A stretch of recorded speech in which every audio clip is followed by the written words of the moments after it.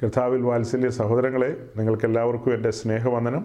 നമുക്ക് അല്പസമയം ദൈവവചനത്തിന് മുമ്പാകെ ആയിരിക്കാം. കഴിഞ്ഞ ദിവസങ്ങളിലൊക്കെ വിവിധങ്ങളായ വിഷയങ്ങൾ നമ്മൾ ചിന്തിച്ചു പോവുകയായിരുന്നു. ഞാൻ ഇന്നത്തെ ദിവസം പലവരും ചിന്തിച്ചു നിങ്ങളോട് ഇന്ന് എന്ത് സംസാരിക്കുമെന്ന്. ഞാൻ മുൻപ് പറഞ്ഞതുപോലെ യാത്രയിലാണ്, ഇപ്പോൾ വയനാട്ടിലാണ്, മാനന്തവാടിയിൽ. ഇവിടെ ഇന്ന് ഒരു ഹൗസ് വാമിംഗ് ഉണ്ടായിരുന്നു. അപ്പോൾ അവിടെ ദൈവജനമൊക്കെ ശുശ്രൂഷിക്കാനൊരു സാവകാശം അവരൊരുക്കിയിരുന്നു. അപ്പോൾ എന്നാലും വൈകിട്ടത്തെ ഈ മീറ്റിങ്ങിനോടുള്ള ബന്ധത്തിൽ നിങ്ങളോട് എന്ത് സംസാരിക്കും എന്നുള്ള ചിന്ത എൻ്റെ ഉള്ളിലുണ്ട്. ഒരു വർഷം ദൈവം നമ്മെ നടത്തി അത്ഭുതകരമായി, അതിശയകരമായി. കഴിഞ്ഞ വർഷം നമ്മുടെ ഇയർ എൻഡിൽ അവസാനത്തെ ആഴ്ചയിൽ നമ്മൾ ഒരുമിച്ച് കൂടിയപ്പോൾ അല്പസമയം നിങ്ങൾക്കെല്ലാം വേണ്ടി വേർതിരിച്ചിരുന്നു. നിങ്ങളുടെ ഓരോരുത്തരുടെയും കഴിഞ്ഞൊരു വർഷക്കാലത്തെ അനുഭവങ്ങൾ കേൾക്കാനും നിങ്ങളുടെ ആത്മീയ ജീവിതത്തെക്കുറിച്ച് മനസ്സിലാക്കാനും ഒക്കെ ഒരു പരിശ്രമം നടത്തി. കുറച്ച് പേര് സംസാരിച്ചു. ഞാൻ ആഗ്രഹിച്ച കഴിഞ്ഞ ഒരു വർഷക്കാലം ദൈവം നമ്മെ ആത്മീയമായി എങ്ങനെ നടത്തി, നമ്മളുടെ ഈ മീറ്റിങ്ങിനോടുള്ള ബന്ധത്തിൽ കടന്നു വരുമ്പോൾ കേട്ടിട്ടുള്ള വചനങ്ങൾ, അതെല്ലാം നിങ്ങളെ എങ്ങനെ സ്വാധീനിച്ചു, നിങ്ങളുടെ കുടുംബജീവിതത്തിൽ, വ്യക്തി ജീവിതത്തിൽ, തൊഴിൽ മേഖലകളിൽ, മറ്റു മനുഷ്യരോടുള്ള ഇടപാടുകളിൽ നിങ്ങളുടെ വ്യക്തിപരമായ വചനധ്യാനം എങ്ങനെയുണ്ട്, അതുപോലെ നിങ്ങളുടെ ആത്മാവിൽ എത്രത്തോളം ബലപ്പെട്ടു, നിങ്ങളുടെ പ്രത്യാശ ഏത് വിധത്തിലാണ്, ഇങ്ങനെ പല കാര്യങ്ങളും അറിയാൻ വേണ്ടിയാണ് ചോദിച്ചത്. അപ്പോൾ ആ ടിപ്പിക്കൽ പെന്തക്കോസ്ത് ശൈലിയിൽ എല്ലാവരും ഒരു മറുപടി പറഞ്ഞു. അതായത് ടിപ്പിക്കൽ പെന്തക്കോസ്ത് ശൈലി, കാരണം പെന്തക്കോസ്റ്റിനകത്തൊരു പരിപാടിയുണ്ട്, സാക്ഷ്യം പറയാമെന്ന് പറഞ്ഞ്. അപ്പോൾ അത് എവിടെന്നെങ്കിലും ഒരു പാട്ടിൻ്റെ കഷ്ണമൊക്കെ ആയിട്ട് വരും. നമ്മൾ നല്ലതാണ്, അതൊക്കെ മോശമാണെന്നല്ല പറയുന്നത്. അപ്പോൾ അതൊക്കെ കഴിഞ്ഞിട്ട് ദൈവം നല്ലവനും വല്ലഭനുമാണെന്നൊക്കെ പറഞ്ഞ് നിങ്ങളെല്ലാവരും എനിക്ക് വേണ്ടി പ്രാർത്ഥിക്കണം കേട്ടോ എന്നൊക്കെ പറഞ്ഞ് നമ്മളൊരു ഇരിപ്പിരിക്കും. അങ്ങ് ഭയങ്കരമായിട്ടൊരു ഇരിപ്പങ്ങിരിക്കും, അത്ര തന്നെ. പിന്നെ ചില ആൾക്കാർക്ക് എല്ലാ ആഴ്ചയിലും അങ്ങനെ പറയണമെന്നുണ്ട്. ചിലർ മാസത്തിലൊരിക്കൽ, ചിലർ ആണ്ടിലൊരിക്കൽ, ചിലർ ഒരിക്കലും ഒന്നും പറയില്ല. അപ്പോൾ അങ്ങനെ ഒരു എക്സ്പീരിയൻസ് എല്ലാവർക്കും ഉണ്ടല്ലോ. ആ എക്സ്പീരിയൻസൊക്കെ വെച്ചിട്ടായിരിക്കും പലരും പല രീതിയിലും പറഞ്ഞത്. എനിക്കത് അത്ര എഫക്റ്റീവായിട്ടൊന്നും തോന്നിയില്ല. അതായത് കഴിഞ്ഞ വർഷം ഡിസംബറിൽ നമ്മൾ അവസാനത്തെ ആഴ്ചയിൽ അങ്ങനെ അവസരം തന്നപ്പോൾ സംസാരിച്ച കാര്യങ്ങളിൽ, അതായത് മറ്റുള്ളവർക്ക് ആത്മീയമായി ഉത്തേജിപ്പിക്കപ്പെടുന്ന കാര്യങ്ങൾ വരണം. നമ്മുടെ ജീവിതം ദൈവത്താൽ പണിയപ്പെടുന്നൊരു ജീവിതമല്ലേ അല്ലേ? ഏതോ ഒരു സമയത്ത് നമ്മൾ കുശവൻ്റെ കയ്യിലേക്ക് നമ്മളെ ഏൽപ്പിച്ചു കൊടുത്തതാണ്. വക്ക് പൊട്ടിയ പാത്രങ്ങളായിരുന്നു ഇവിടെ ഇരിക്കുന്ന എല്ലാ പാത്രങ്ങളും. ഇവിടെ ഇരിക്കുന്ന ഒരു പാത്രവും മനോഹരമായ പാത്രമില്ല. അത് അമേരിക്കയിൽ ഇരിക്കുന്നവരാണേലും, അയർലൻഡിൽ ഇരിക്കുന്നവരാണേലും, ഇന്ത്യയിൽ ഇരിക്കുന്നവരാണേലും എല്ലാം വക്ക് പൊട്ടിപ്പോയ പാത്രങ്ങളായിരുന്നു. അത്ര ഭംഗിയില്ല, ശേലില്ലാത്ത പാത്രങ്ങളായിരുന്നു. അപ്പോൾ നമ്മളത് മനസ്സിലാക്കിക്കൊണ്ട് ആ കുശവൻ്റെ കയ്യിലേക്ക് നമ്മളങ്ങ് ഏൽപ്പിച്ചു കൊടുത്തു. അപ്പോൾ അവിടെ നിന്ന് നമ്മളെ പണിയാൻ ആരംഭിച്ചു. എങ്ങനെയാണ് പണിയുന്നത്? ഒരുപക്ഷെ നമ്മളിൽ പലരും വിചാരിച്ചത് ആ പൊട്ടിപ്പോയ വക്ക്, ആ ഭാഗമൊക്കെ ഒന്ന് കൂട്ടിമിനിക്ക് ശരിയാക്കി എടുക്കുക എന്നുള്ള ആ ഒരു അർത്ഥത്തിലായിരിക്കും നമ്മൾ ചിന്തിച്ചത്. പക്ഷെ സ്വർഗത്തിലെ ദൈവത്തിന് അങ്ങനെ വക്ക് പൊട്ടിയ വക്കൊന്നും ശരിയാക്കുന്ന പരിപാടിയില്ല. അത് മൊത്തത്തിൽ പൊടിക്കും. കണ്ടിട്ടില്ലേ അങ്ങനെ പല പ്രൊഡക്റ്റുകളും ഒക്കെ അങ്ങനെ ആ രീതിയിൽ റീസൈക്കിളിൽ കൊണ്ടുവരുന്ന കണ്ടിട്ടില്ലേ? അതുപോലെ അത് പൊടിക്കും, വീണ്ടും പൊടിക്കും, ചെളിയിലിട്ട് കുഴയ്ക്കും, ചവിട്ടി കുഴയ്ക്കും. എന്നിട്ടാണ് കുശവൻ ആ മണ്ണ് കയ്യിലെടുക്കുന്നത്. അങ്ങനെ മെനഞ്ഞെടുക്കുകയാണ്. പിന്നെ തനിക്ക് ബോധിച്ചതുപോലെ ഒരു പാത്രം. നേരത്തെ അത് യൂസ് ചെയ്തുകൊണ്ടിരുന്നത് ഏതോ ചില പ്രത്യേക കാര്യങ്ങൾക്കായിരിക്കാം. ഇപ്പോൾ അതിൻ്റെ ഷേപ്പ് മാറി, നിറം മാറി, മണം മാറി, അതിൻ്റെ ഗുണം മാറി, അതിൻ്റെ എല്ലാ ഇടപാടും മാറി. ഇപ്പോൾ യജമാനന് ബോധിക്കുന്ന രീതിയിൽ കൈകാര്യം ചെയ്യേണ്ട ഒരു പാത്രമായിട്ടത് മാറി. അപ്പോൾ നിങ്ങളിൽ പലരും ഇപ്പോൾ ചിന്തിക്കുകയായിരിക്കും, പാസ്റ്റർ എന്താ ഈ പറഞ്ഞു വരുന്നതെന്ന്. ഞാൻ ഇന്ന് ഡിസോർഡറായിട്ടാണ് പല കാര്യങ്ങൾ സംസാരിക്കാൻ പോകുന്നത്. ഇന്ന് എന്തായിരിക്കും സംസാരിക്കുന്നത് സഹോദരൻ ജെയിംസ് എന്നോട് ചോദിച്ചു. ഞാൻ പറഞ്ഞു മൊത്തം ഡിസോർഡറായിരിക്കും. ഇന്ന് ഓർഡറില്ലാതെ ഞാൻ സംസാരിക്കും. വർഷാവസാനമാണ്. നമ്മൾ കഴിഞ്ഞ ദിവസം പറഞ്ഞതിൻ്റെ ചിലതിൻ്റെയൊക്കെ തുടർച്ച പറയണമെന്നായിരുന്നു ആഗ്രഹം. മറ്റ് ചില കാര്യങ്ങൾ ഉള്ളിൽ ഇങ്ങനെ നിറഞ്ഞു നിൽപ്പുണ്ട്. അതിലേക്ക് എങ്ങനെ കടന്നു പോകുമെന്ന് എനിക്കറിയില്ല. എന്നാൽ ഞാനിന്ന് നിങ്ങളുടെ മുമ്പാകെ പതിവിന് വിരുദ്ധമായി ഞാനും എൻ്റെ ഹൃദയം തുറക്കും. വർഷത്തിൻ്റെ അവസാനമല്ലേ, ഒരു വർഷം ഞാൻ നിങ്ങളെ സേവിച്ച മനുഷ്യനാണ്. പ്രതിഫലേച്ഛയൊന്നും കൂടാതെയാകട്ടോ നിങ്ങളെ സേവിച്ചത്. എല്ലാ നിലകളിലും നിങ്ങളെ സേവിച്ചു. നിങ്ങൾക്ക് വേണ്ടുന്നതായ ആത്മീയ പോഷണങ്ങൾ, ബുദ്ധിയുപദേശങ്ങൾ, മുന്നറിയിപ്പുകൾ, ശിക്ഷണങ്ങൾ, ശാസനങ്ങൾ എല്ലാം നിങ്ങളുടെ മുമ്പാകെ കൊണ്ടുവന്നിട്ടുണ്ട്. ചില സമയങ്ങളിലൊക്കെ ആശ്വസിപ്പിക്കുന്ന രീതിയിൽ ഇടപെട്ടിട്ടുണ്ട്. കൂടുതൽ സമയം അങ്ങനെയൊന്നും അല്ലെന്ന് നിങ്ങൾക്കറിയാം. അത് വളരെ കുറച്ച് സമയം അങ്ങനെ ചെയ്തിട്ടുള്ളൂ. അപ്പോൾ ആ നിലകളിൽ ദൈവവചനത്തിൽ നിന്നും മറ്റുമൊക്കെ അനവധിയായ കാര്യങ്ങൾ നിങ്ങളോട് പങ്കുവച്ചിട്ടുണ്ട്. എന്നാൽ ഞാൻ ഈ കഴിഞ്ഞ ഒരു മാസമായിട്ട് പല പ്രിയപ്പെട്ടവരുമായിട്ടും ഇങ്ങനെ ഇൻട്രാക്ട് ചെയ്യുമ്പോൾ, സംസാരിക്കുമ്പോൾ, ബന്ധപ്പെടുമ്പോൾ, പല കാര്യങ്ങളെക്കുറിച്ചും ചോദിക്കുമ്പോൾ പലർക്കും കൃത്യമായ ഉത്തരങ്ങളില്ല. കേട്ട കാര്യങ്ങളെക്കുറിച്ച് ഒന്നുകൂടെയൊക്കെ ചോദിക്കുമ്പോഴും നല്ല രീതിയിൽ മറുപടികളൊന്നും പലയിടങ്ങളിൽ നിന്നും വരുന്നില്ല.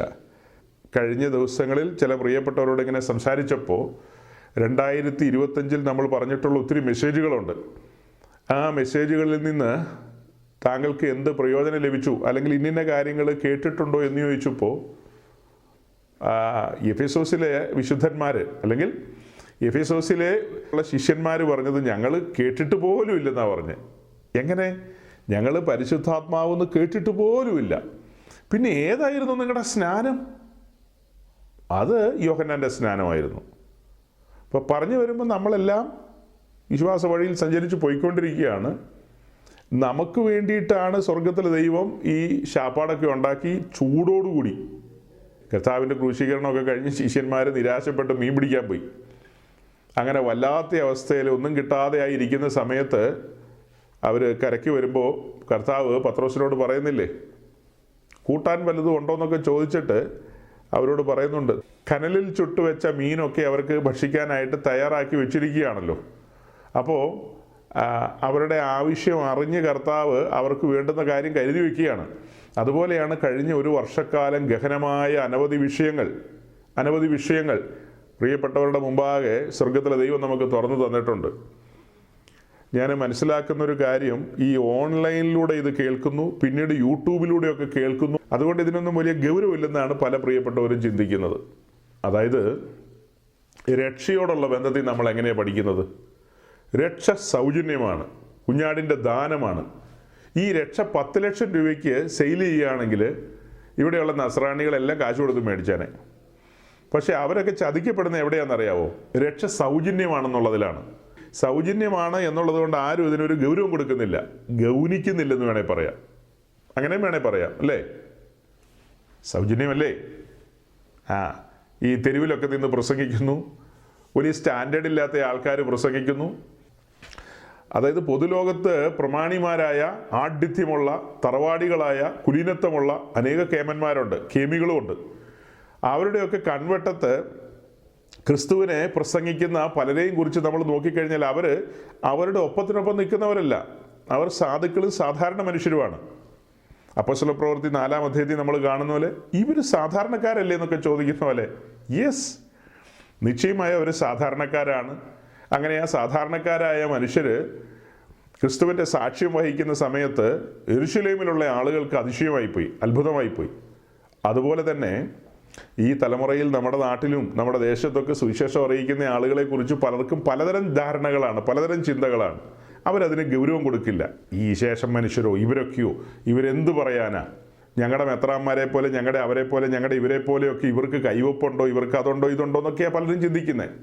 ഞാൻ താരതമ്യം കൊണ്ടുവന്ന് നിങ്ങൾക്ക് മനസ്സിലായല്ലോ എന്ന് പറഞ്ഞതുപോലെ ആളുകൾ അതിന് ഗൗരവം കൊടുക്കില്ല. അതേസമയം ഈ സുവിശേഷ സത്യങ്ങൾ ഒരു 5 ലക്ഷം രൂപയ്ക്ക് സെയിൽ ചെയ്യുകയാണെങ്കിൽ എല്ലാവരും വന്ന് ക്യൂ നിന്ന് മേടിച്ചേനെ. അതാണ് അതിൻ്റെ ഒരു സത്യം. അപ്പോൾ സ്വർഗത്തിലെ ദൈവം അതെല്ലാം ഫ്രീ ആയിട്ട് കൊടുത്തുകൊണ്ട് ഇങ്ങനെ ചെയ്തത് കൊണ്ടാണ് ആളുകൾക്ക് ഇതിനൊരു സീരിയസ്നെസ് ഇല്ലാതെ പോയത്. അതുപോലെ തന്നെയാണ് നമ്മൾ ഈ പറയുന്ന മെസ്സേജുകളും കാര്യങ്ങളും ഒക്കെ യൂട്യൂബിലും പല ഇടങ്ങളിലൊക്കെ വരുമ്പോൾ ചില ആൾക്കാർ അതിന് ഗൗരവം കൊടുക്കുന്നു, ചിലർ അതിന് അത്ര ഗൗരവം കൊടുക്കുന്നില്ല. പിന്നെ നമ്മൾ ഈ സൂമിലൊക്കെ ഇങ്ങനെ ഒരുമിച്ച് കൂടിയിരിക്കുമ്പോൾ നിങ്ങളിൽ ഒത്തിരി പേര് വരാറുണ്ട്. നമ്മൾ ഒരുമിച്ച് ഇതൊക്കെ ഇങ്ങനെ ചിന്തിക്കുന്നുണ്ടെങ്കിൽ പോലും പലരും സീരിയസ് അല്ല. ഈ 2025 ഒടുവിൽ സന്തോഷകരമായി നമ്മൾ പിരിയണമെന്നാണ് എൻ്റെ ആഗ്രഹം. സന്തോഷത്തിനൊന്നും കുറവില്ല. പക്ഷേ ഒരു അവലോകനം നടത്തട്ടെ സഹോദരങ്ങളെ. ഈ ഒരു വർഷക്കാലം ദൈവം നമ്മെ നടത്തിയത്. നമ്മൾ ഈ മീറ്റിങ്ങിലേക്ക് കിടക്കുന്നതിന് മുമ്പ് നമ്മുടെ യൂട്യൂബ് ചാനൽ ഞാനൊന്ന് തുറന്നിട്ട് അതിലെ പ്ലേ ലിസ്റ്റ് ഒന്ന് തുറന്നു. പ്ലേ ലിസ്റ്റിൽ ഞാനൊന്ന് നോക്കി.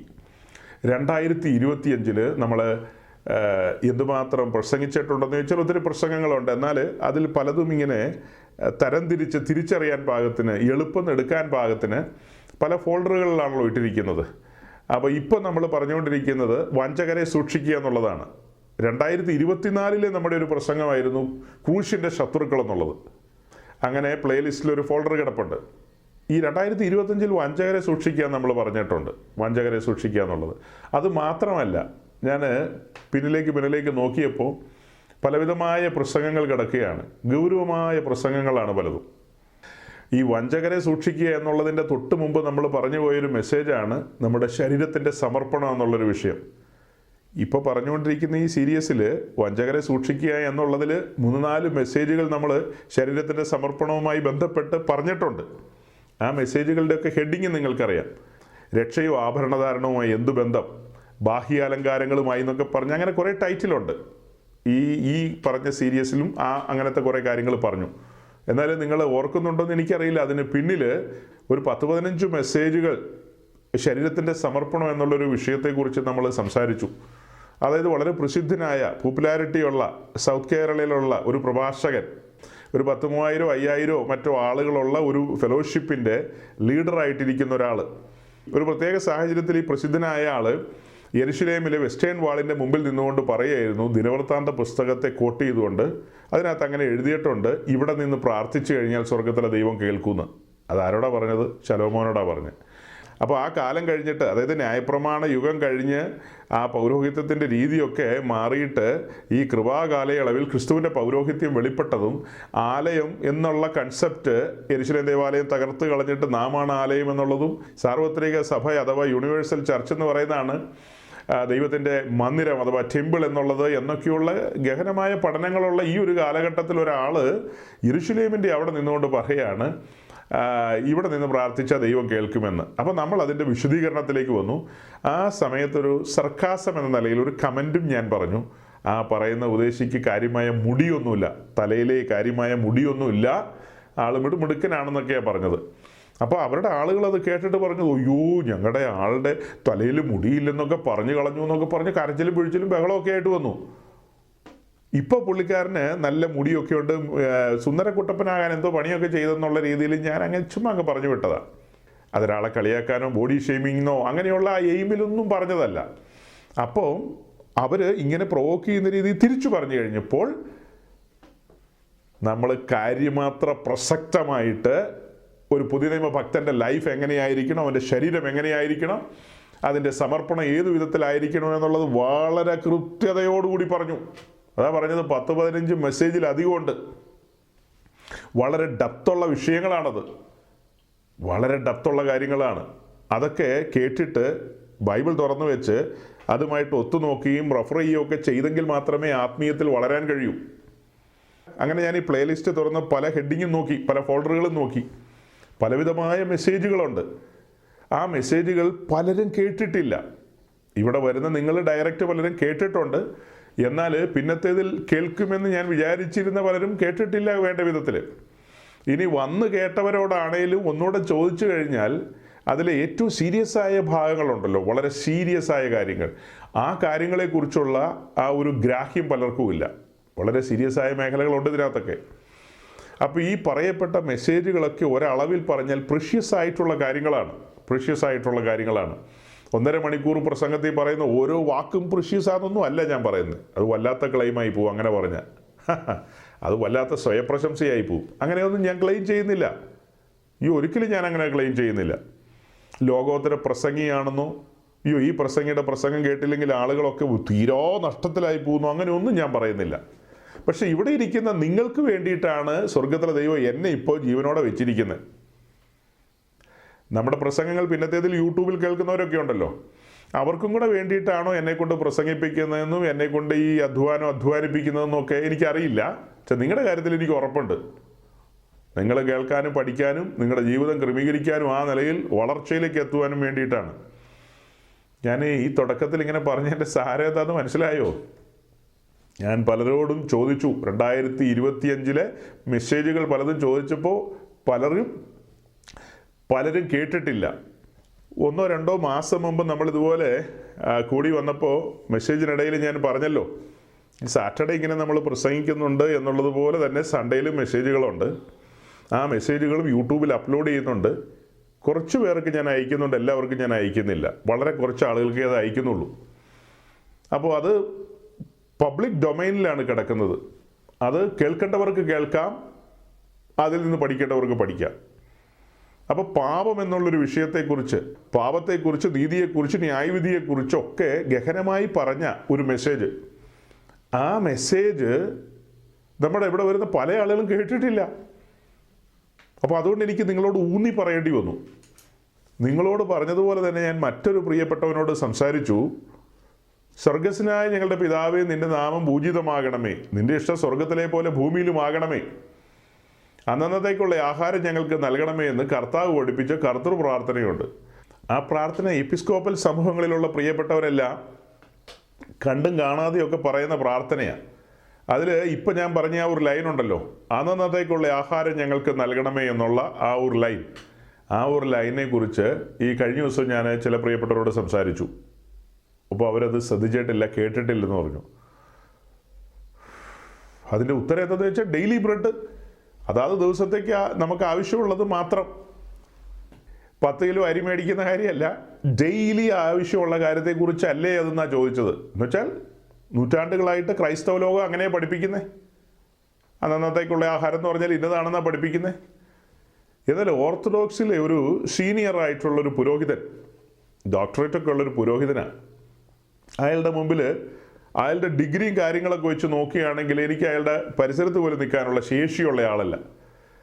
ആ മനുഷ്യൻ നമ്മുടെ നേരെ തിരിഞ്ഞ് ചോദിച്ച ചോദ്യങ്ങൾ 10-16 ചോദ്യങ്ങളുണ്ട്. എണ്ണം പറഞ്ഞ ചോദ്യങ്ങളാണ്. 2025 തുടക്കത്തിൽ അദ്ദേഹം നമ്മോട് ചോദിച്ച ചോദ്യം അദ്ദേഹത്തിൻ്റെ ചാനലിൽ പബ്ലിഷ് ചെയ്തിട്ടുണ്ട്. ആ ചോദ്യം കുറിച്ചെടുത്തിട്ട് ഞാൻ തന്നെ പബ്ലിഷ് ചെയ്തിട്ടുണ്ട്. നമ്മുടെ ബഹുമാനായ അച്ഛൻ നമ്മോട് ഇങ്ങനെയാണ് ചോദിക്കുന്നത്.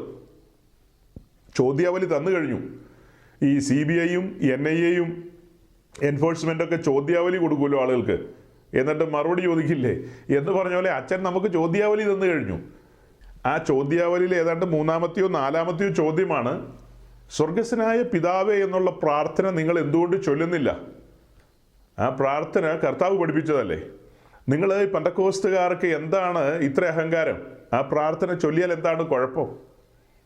നമ്മോടുള്ള ചോദ്യങ്ങളുടെ ഇടയിൽ അച്ഛൻ ആ കാര്യം ഊന്നി പറഞ്ഞു. അതിന് നമ്മൾ നന്നായിട്ട് ഊന്നി അങ്ങ് മറുപടി കൊടുത്തു. അതായത് ഒരു എപ്പിസോഡിൽ നിർത്തിയില്ല, 2 എപ്പിസോഡിലേക്ക് പോയി എന്നാണ് എനിക്ക് തോന്നുന്നത്.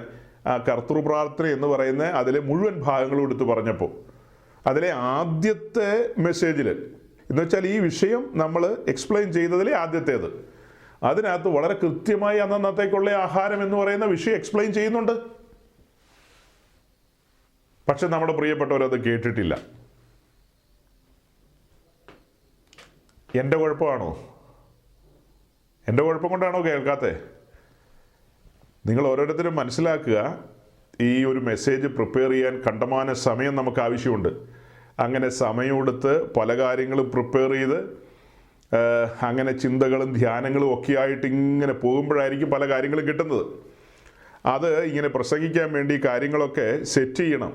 ഇപ്പോൾ എനിക്ക് വേണമെങ്കിൽ ഈസി ആയിട്ട് നമുക്ക് ധാരാളം പാസ്റ്റേഴ്സ് ഉണ്ട്. അവരിൽ ഏതെങ്കിലും ഒരു പാസ്റ്ററോട് പറഞ്ഞാൽ മതി, അവിടെ നിന്ന് ഇത്തിരി നേരം സംസാരിക്കണം ദൈവദാസനെ എന്ന് പറഞ്ഞാൽ പലരും സംസാരിക്കും. അതൊക്കെ ഓക്കെയാണ്. പക്ഷെ ഞാൻ കഴിവതും ഞാൻ തന്നെ അധ്വാനിച്ച് നിങ്ങളുടെ മുമ്പാകെ വിഷയങ്ങൾ കൊണ്ടുവരുന്നതിൻ്റെ കാരണം നിങ്ങൾ സീരിയസ് ആകാൻ വേണ്ടിയിട്ടാണ്. ആരും ലാഘവത്തിലേക്ക് പോകരുത്, വളരെ ഗൗരവത്തിലേക്ക് പോകണം. നമ്മൾ ആരുടെ കൂട്ടത്തിലാണ് നടക്കുന്നതെന്ന് വെച്ചാൽ അവരുടെ സ്വഭാവവും രീതികളും ഒക്കെ കുറേയൊക്കെ നമ്മെ സ്വാധീനിക്കും. നമ്മൾ ചതഞ്ഞെന്ന് പറഞ്ഞവരുടെ കൂട്ടത്തിലാണ് നടക്കുന്നതെങ്കിൽ നമ്മളും അതുപോലെ അരഞ്ഞ് നമ്മളും അതുപോലെ ഒരു കഞ്ഞിപ്പരുവത്തിലങ്ങ് പോകും. അതേസമയം തീർച്ചമൂർച്ചയുള്ളവരുടെ കൂട്ടത്തിലാണ് നടക്കുന്നതെങ്കിൽ നമ്മിലത് വെളിപ്പെട്ട് വരും, വ്യക്തമായി വെളിപ്പെട്ട് വരും. ഞാൻ നമ്മുടെ സഹോദരനോട് പറയായിരുന്നു, ഞാൻ ബിസിനസ് ചെയ്തുകൊണ്ടിരുന്ന കാലഘട്ടങ്ങളിലൊക്കെ ഭയങ്കര കർക്കശ്യമായിട്ടാണ് ഈ കാര്യങ്ങളൊക്കെ ചെയ്തുകൊണ്ടിരുന്നത്. അതിൽ പെർഫെക്ഷന് വേണ്ടി മാക്സിമം ലാവാൽ ബെസ്റ്റ് ഉത്സാഹിക്കും. അതായത് നമ്മൾ മാർക്കറ്റിലേക്ക് വിടുന്ന പ്രൊഡക്റ്റ് അത് കുറ്റമറ്റ നിലയിൽ തന്നെയാണ് മാർക്കറ്റ് ചെയ്യുന്നത്. എന്നാൽ ഞാൻ തൃപ്തനല്ലായിരുന്നു.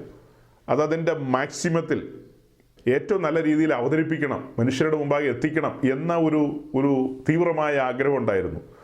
ആ ഒരു താല്പര്യം വിശ്വാസ ജീവിതത്തിലേക്ക് വന്നപ്പോഴും, വിശ്വാസ ജീവിതത്തിന് മുൻപോട്ട് വന്നപ്പോൾ ശുശ്രൂഷാ ജീവിതം, അങ്ങനെ ഒരു ശുശ്രൂഷാനുഭവത്തിലേക്ക് വന്നു കഴിഞ്ഞപ്പോൾ അത് കുറച്ചും കൂടെ കൂടി വന്നു. ആ പണ്ടത്തെ സ്വഭാവം പിന്നെയും വന്നു. അപ്പം ഞാൻ ഈ സഹോദരനോട് പറയായിരുന്നു, അത് ജീവിതത്തിലൊരു പരാജയമാണ്, സങ്കടത്തിന് കാരണമാണ്. എല്ലാവരും ജീവിക്കുന്ന പോലെ ജീവിക്കുവാണെങ്കിൽ മര്യാദയ്ക്ക് ജീവിച്ചു പോവാം. എല്ലാത്തിലും പെർഫെക്ഷൻ നോക്കുന്നു, അതങ്ങനെ വേണം, ഇതിങ്ങനെ വേണം, അങ്ങനെ ചെയ്യാൻ കൊള്ളാവോ എന്നൊക്കെ അന്വേഷിച്ച് പിടിച്ച് പോയി കഴിഞ്ഞാൽ കിറുക്ക് പിടിക്കും നമുക്ക്. അത് കുടുംബജീവിതത്തിലേക്ക് വന്നാൽ നോക്കണ്ട. അത് അങ്ങനെ ഓരോ കാര്യത്തിലേക്കും വന്നു കഴിഞ്ഞാൽ, അതായത് എന്നെ സംബന്ധിച്ച് പറഞ്ഞു കഴിഞ്ഞാൽ ഒരു കാര്യം അത് ഇന്ന സ്ഥലത്താണ് വെക്കേണ്ടതെങ്കിൽ അവിടെ നിന്ന് ഒരു ഇഞ്ചിങ്ങോട് മാറാൻ പാടില്ല, അത് അവിടെ തന്നെ ഇരിക്കണം. സമയത്തിൻ്റെ കാര്യങ്ങൾ, അങ്ങനെ പല കാര്യങ്ങളും. അപ്പോൾ അതെല്ലാം ആത്മീയ ജീവിതത്തിലേക്ക് വരുമ്പോൾ വളരെ സ്ട്രിക്റ്റാണ്. ഞാൻ ചിരിച്ച് കളിച്ചൊക്കെ പുറത്തൊക്കെ വെച്ച് നിങ്ങളോട് വർത്തമാനം പറയുന്നുണ്ടെങ്കിലും നിങ്ങൾ ഈ വിഷയങ്ങൾ സീരിയസ് ആയിട്ട് എടുക്കുന്നില്ലെങ്കിൽ സങ്കടകരമാണ്. നിങ്ങൾ സീരിയസ് ആയിട്ട് എടുക്കണം. നമ്മെ സംബന്ധിച്ച് വളരെ ഗൗരവതരമായ വെളിപ്പാടുകളാണ് സ്വർഗം നമുക്ക് തരുന്നത്, വളരെ ഗൗരവതരമായ വെളിപ്പാടുകൾ. ഇന്നത്തെ ദിവസം ഞാൻ മാനന്തവാടി വന്നിരിക്കുന്നത് എനിക്ക് വളരെ പ്രിയനായ ഒരു ദേവദാസൻ്റെ ഹൗസ് വാമിങ്ങിനോടുള്ള ബന്ധത്തിലാണ്. അദ്ദേഹത്തിൻ്റെ ഫാമിലിയിൽ, അദ്ദേഹത്തിൻ്റെ ബന്ധങ്ങളിലൊക്കെ ധാരാളം പാസ്റ്റേഴ്സ് ഉണ്ട്. അപ്പോൾ ഈ ആളുകളൊക്കെ വരുമെന്ന് എനിക്കറിയാം. അപ്പോൾ അദ്ദേഹം എന്നോട് പറയുകയാണ്, ദൈവദാസൻ അവിടെ ദൈവവചനം ശുശ്രൂഷിക്കണം. അവിടുത്തെ ഏറ്റവും വലിയ പ്രധാന ശുശ്രൂഷ എന്ന് പറയുന്നത് ദൈവവചനം ശുശ്രൂഷിക്കുക എന്നുള്ളതാണല്ലോ. ഒരു ദൈവദാസൻ കാര്യങ്ങൾ ലീഡ് ചെയ്യും, അങ്ങ് ദൈവവചനം പറയണം, പങ്കുവെക്കണമെന്ന് പറയുമ്പോൾ അദ്ദേഹത്തിൻ്റെ റിലേഷനിലുള്ളവരൊക്കെ അതിപുരാതനമായ പെന്തിക്കോസുകാരാണ്. മലബാർ സൈഡിൽ നിന്നും തെക്കൻ തിരുവിതാംകൂറിൽ നിന്നും മധ്യ തിരുവിതാംകൂറിൽ നിന്നും ഒക്കെ വന്ന ആളുകളുണ്ട് ധാരാളം അവിടെ. ഈ ആളുകളെല്ലാം ഇരിക്കുമ്പോൾ ഹൗസ് വാമിങ്ങിനോടുള്ള ബന്ധത്തിൽ സജി പാസ്റ്റർ പ്രസംഗിക്കണം.